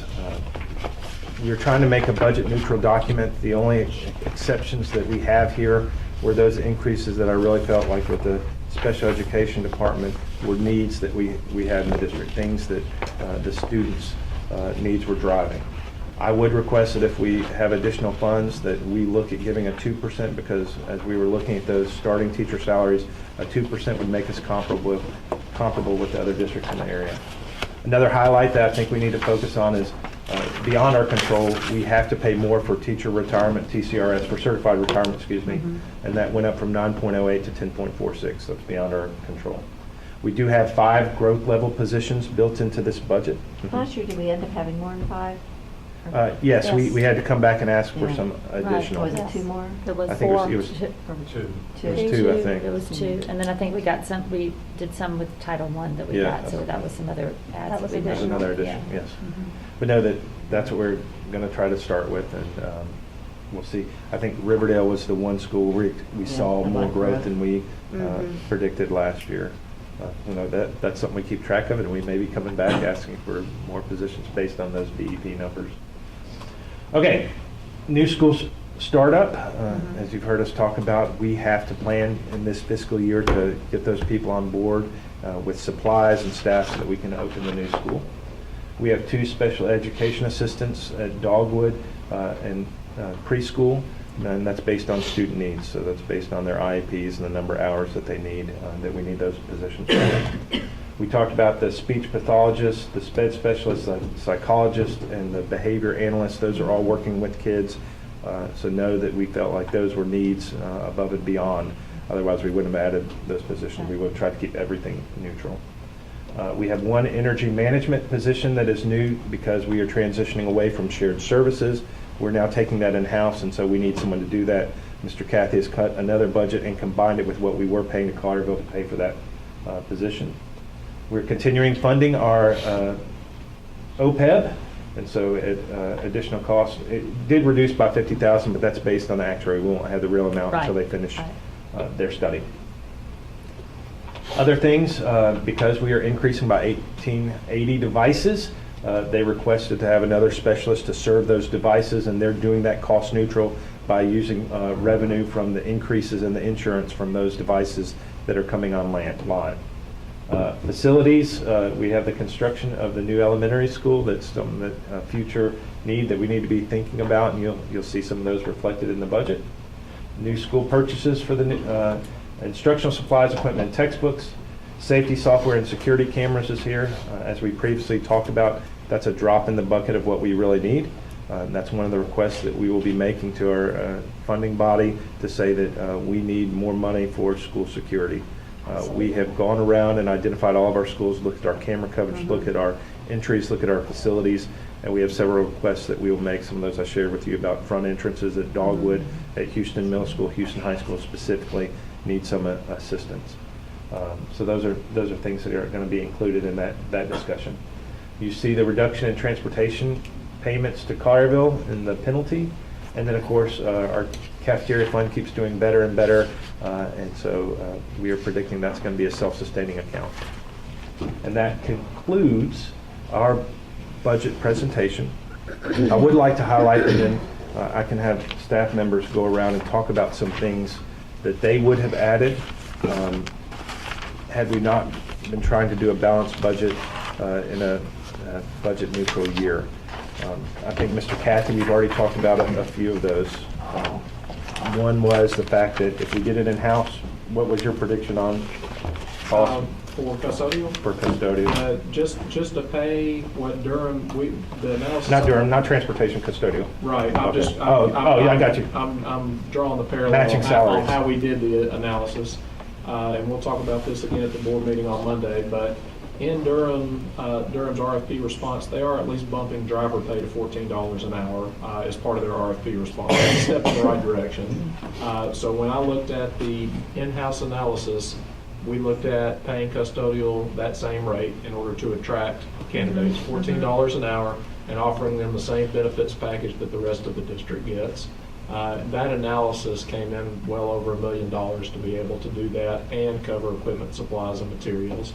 So in an ideal world, would that be the way that we would go? Yes, that would be it. But understanding that there are lots of needs and lots of budget concerns on the table, we would at least love to explore a hybrid approach where we at least hire some custodial staff where each school has one person that can assist with heavy lifting and their R's, and they can be there to address the custodial needs. So that would definitely be something the And work in operations. conjunction with the plant manager. Working in conjunction with the plant manager and our outsourced custodial right. crew that are still there. That's another body that can be there to clean things up, to help with all the different things that are needed on a facility standpoint. So that would definitely be the one on the operating, and always capital, the capital to catch up. And I think those things are going to be requested, but those would be my two. Ms. Huffman? Oh, I'm sorry, did y'all have other additional questions? What would be the cost? I mean, I would assume that the cost difference between the in-house custodial and the hybrid approach would be substantially different. What were you kind of projecting out for that? $400,000 of cost difference. Okay. So it would be Additional 400,000. An additional $400,000 on Additional. top of the budget. Gotcha. Right, that's what I thought, yeah. so additional. And then when we do the hybrid model, we were predicting that it would, for those 5 people, when we do those salaries and benefits, we were talking about $200,000. So that's why we're saying that gets you halfway to So try about to do that. $200,000 for About that. $200,000 for that process. Okay, so my additional ask would be 5 FTEs that would be special ed paraprofessionals that would serve strictly as behavior supports under the BCBA. So someone that would be able, to be there every day providing that support. The salary would be the same as the special ed paraprofessional, but there would be a small stipend because of the type of work they would be expected to do, and then plus benefits. So just strengthening the behavior support with what we're seeing with all the anxiety, emotional disturbance. That was going to be my question. So when you're talking about behavior support, you're not just talking about necessarily poor behavior in the classroom or helping children who have maybe difficulty just managing behavior. You're talking about also children who have severe anxiety issues or other mental health issues. Yeah, I think when people think of behavior, they think Yes. something negative. It's a variety. It could Exactly. be organizational skills. I cannot get myself gosh. organized enough to even sit through the class or turn in an assignment. Or I'm annoyingly tapping the table nonstop, 24/7. It's a variety of things. Anything that impedes that child's learning or that of others would be Okay. what we were looking to intervene. So it's not just children that are emotionally disturbed or Right. specifically Be special So typical they needs. would, could be, they're partnering also then with the guidance counselors potentially to service the child as much as we can in the school environment, service a child. Okay. That helps. And what would be a cost if we had the 5? What's a average So, cost? for- average salary is 25,000 for Okay. FTE. Okay. Looking at probably a $1,500 stipend, and then benefit another 30% on top. But we will, I didn't give you we will the- I don't combine have this in a exact list, because I think. Oh, you're do- okay, good, So I okay. think part of Alright, this, I okay. wanted you to hear it, but I think part of y'all's request was to hear, what do we need above and Right, beyond right, yes. what we're trying to do with this balanced budget? Mr. Pierce, you ready to throw out that number yet?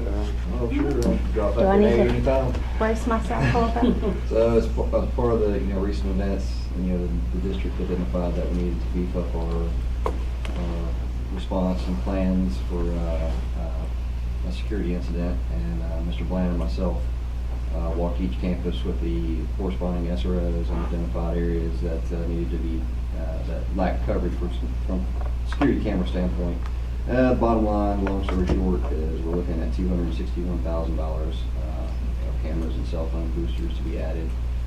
And that's just to address areas that are currently not covered. That is not including current cameras that are older, that are left over from Shelby County that need to be upgraded. So How many of those are left? I would probably estimate high schools, I know, and got the most of those. Right. Riverdale's old building. It's over 50. Yeah, that's probably a good number. So, About- and they're about 1,000 apiece. Okay. From a budget perspective. So updating Updating and. 50-plus old cameras At $1,000 at $1,000 apiece. apiece. Correct. So Okay. I would ballpark that as just over 300,000 for a total gut job. To get us where we need to be on cameras. And when we sent our CIP request, we We just put it in. we the- just put a yes. placeholder of 500. Yeah, Okay. so and we will have continued that's meetings. just with- cameras. Yes, and we, And yes. this is just Yeah. cameras. Yes, so we That's just, not building. so we, Right. and I told them, when I had my initial conversation with them, I said, this is just the tip of the iceberg. This is the start Mhm. of safety and security. We were just trying to put a ballpark figure on this. And they watched our work session to see, what the discussions were, so they know what we were talking about and our issues that we face. So that's something that we're going to be working for, is how can we get those things accomplished over time. Yes, or as soon as possible. Dr. Park. Well, I could have a wish list of my own. Something that I've seen the benefit of having this year, and it's a little weird, the way we got funded federally was, we had asked for the instructional coach positions to be funded out of Title I, but then our money didn't come in time for us to really have the opportunity to fill those positions without pulling people out of the classroom. And then another problem with that is we have people that don't want to take that leap knowing that that money is temporary. And so just to see the benefit that I have seen in our student growth and achievement by instructional coaches, something that I would like to see at some point is to possibly have those as district instructional coaches.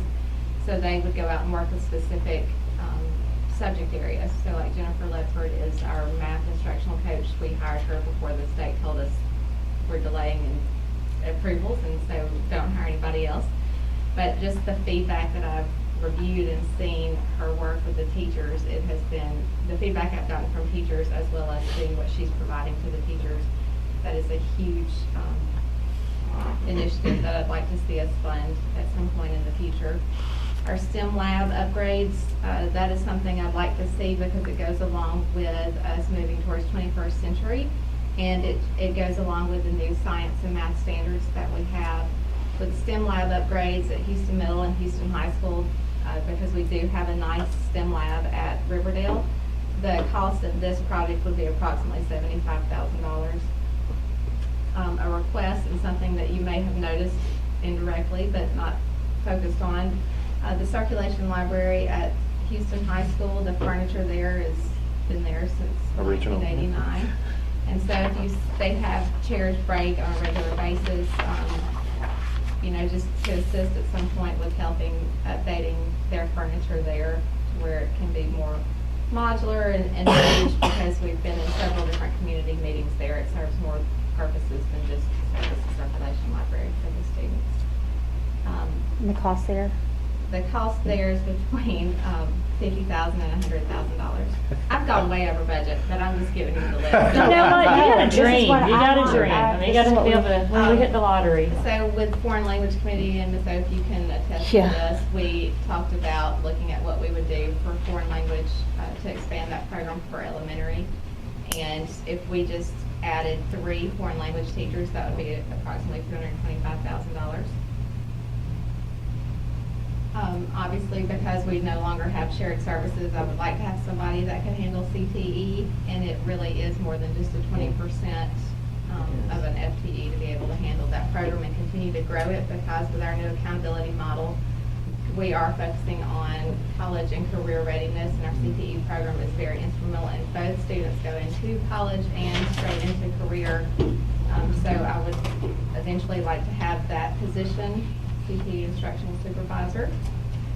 And if we're adding instructional supervisors, I'd look at adding one, because we've done it specifically for grade levels, but not content specific.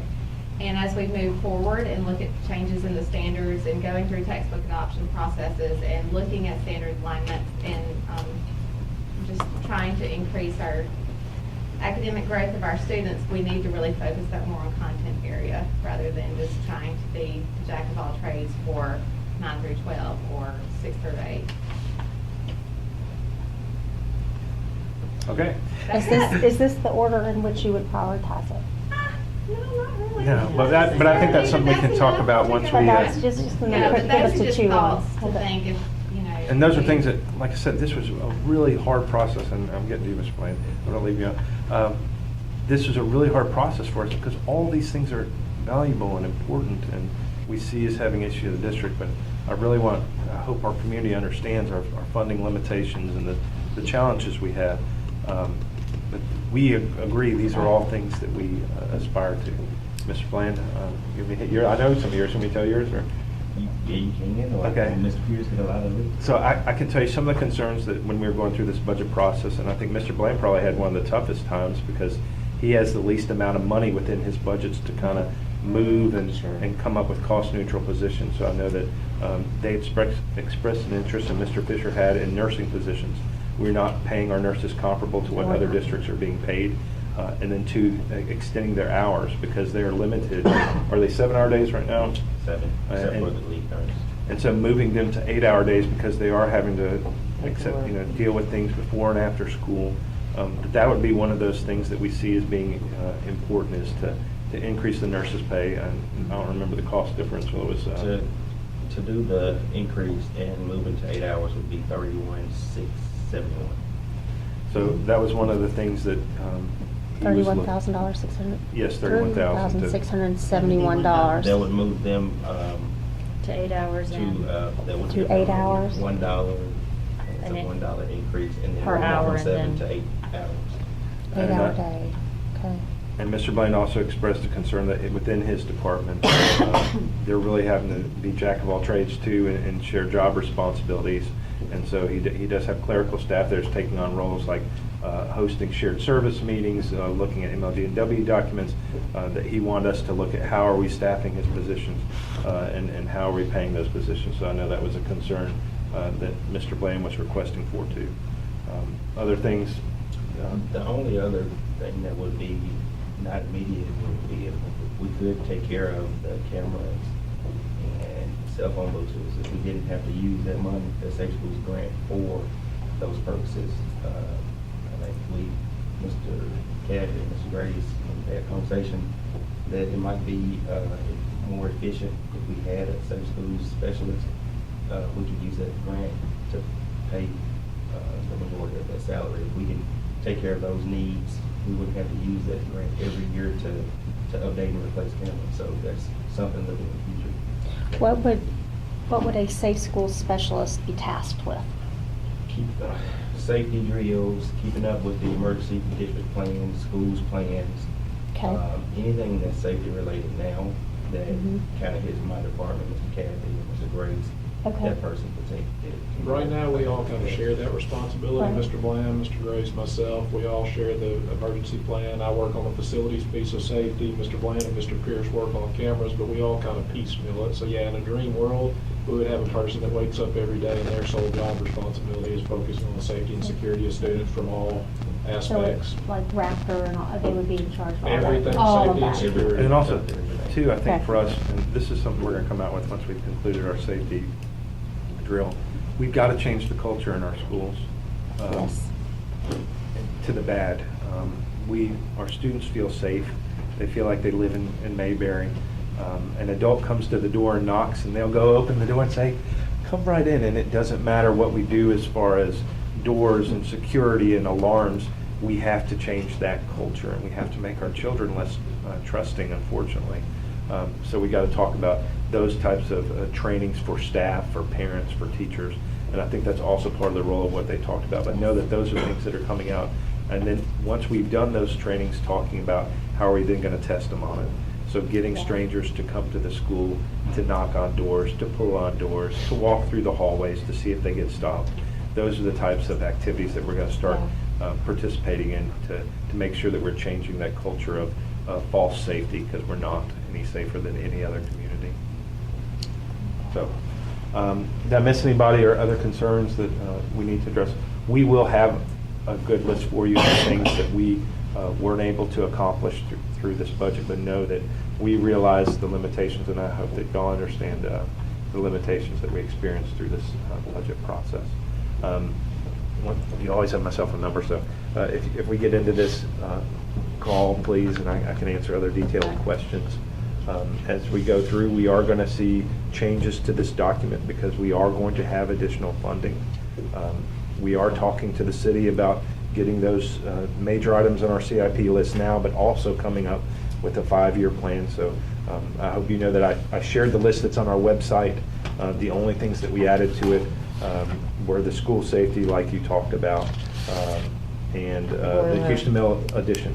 Well, the boiler changed the amount. That was the boiler was always on there. We changed the amount from just a replacement to going to HVAC system. So everything else should have been consistent. I mean, are we looking at, with the school safety, do we need to potentially look at increasing the request? I mean, if I'm looking at this, the cameras and the cell phone boosters, and Or over to half. me, this is, that should be, Well, I that's, think we'll have a better Yes. idea when they finish their report. right, once that's finished, so we will be able Yes. to So we're going to talk readjust about that that on number. our board meeting on before- Monday. Is that- Not about that request. I think the first request is, I think we have a good start. Okay. I think part of the goal, and this will take that, we have a team that gets together and looks at it, comes Yeah. up with that facilities guide. We need to reconvene that group. Because I think when we are looking at how we're going to pay for this, and that's part of the challenge. I think that originally when we started, it was such a big CIP list that we were putting everything up there and we're saying, Yeah. shoot, I hope we get some of this accomplished. Where now we're getting a lot more strategic in that focus. And so I can tell you, for example, if we continue to get the 1 million from Shelby County every year, and that's our portion, and Mr. Kathy has 1.5 built in to this budget, I think what we are then looking at saying, we're going to be taking care of those smaller projects with that. Let's filter out those other big projects and try to work with the city, because I think what the city is looking at too is they're going to have several bonds over the next couple of years. And do we slide these projects together? So when we talk, for example, about Houston Middle School addition, or we're talking about the gym onto Houston High School, those are bigger, or the boiler at Riverdale, those are bigger projects. Right. And so how do we compress those into their bonding as they're paying down their debt, able to take on more debt? How are we looking to filter that over the next 5 years? And I really am optimistic in our initial conversations of saying we need these things, that they are really looking for a way that in 5 years, everything on that list is going to be complete. And we've never had that type of outlook before when we were looking at that list. We were rolling things from year Right. to year to year, so they are really looking at that list to get these things accomplished. So will this be part of your conversation or our conversation at the FAC meeting when we present CIP and the operating budget on the 17th? So yes. So Okay. what I'm doing at that presentation with the FAC, it's twofold. They wanted me to talk about our CIP list, and they want me to present the budget that we have. Now, I think part of what we have to do is also teach the BMA that y'all are the ones who approve this document at this level of funding. Their approval is not into the number of positions, or do we have Right, these, or do we right. have these. That's the school board. Y'all are the experts on this. They approve in a lot bigger categories, and so that's what they'll be approving. So you'll see the funding document looks different, because they're approving, y'all are here, and they're approving. Right, but it'll big have the growth. two pieces. It'll have that in it. And the CIP will be a little bit more detailed, So then- obviously, because Yes, it's so I'll do bigger. this first, and then I'll transfer into a CIP. So my CIP presentation, like Mr. Kathy Right. talked about, y'all have seen before, but it was really spread out when we Sure. did that CIP meeting.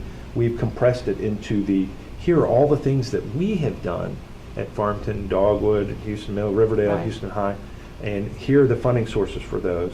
And then here's our CIP list, and our board has said that these are our top 3 categories that we have priority on. Right. We want the Riverdale boiler and chiller to be replaced so that kids aren't right now, sweating in the classrooms Right. because we can't turn off the boiler. Safety and security has become foremost for us. Those are huge priority for us. And don't forget the fact that we have this Houston Middle School growth issue that we're going to have to look at how are we going to fund that. I'm missing one. What was the third that we? The Dogwood ADA. Dogwood ADA. The fact that we have these ADA with our restrooms, and how do we make those compliant, but also change the way that they look They too. smell. Yes. So how do we change those facilities? Those are the 3 that I'm saying. We are saying these are immediate needs for us, but here's our 5-year CIP list. But know that they're trying to look at the Their 5-year future CIP. on down the road, how they can accomplish that. And will you share that presentation with us at our board meeting so that we've seen it before the FAC Yes, sees it? I'll probably have to send it to you. Just It's send it all to us. information that you've seen. All I'm doing is going to package different. Just send it But to I'll us.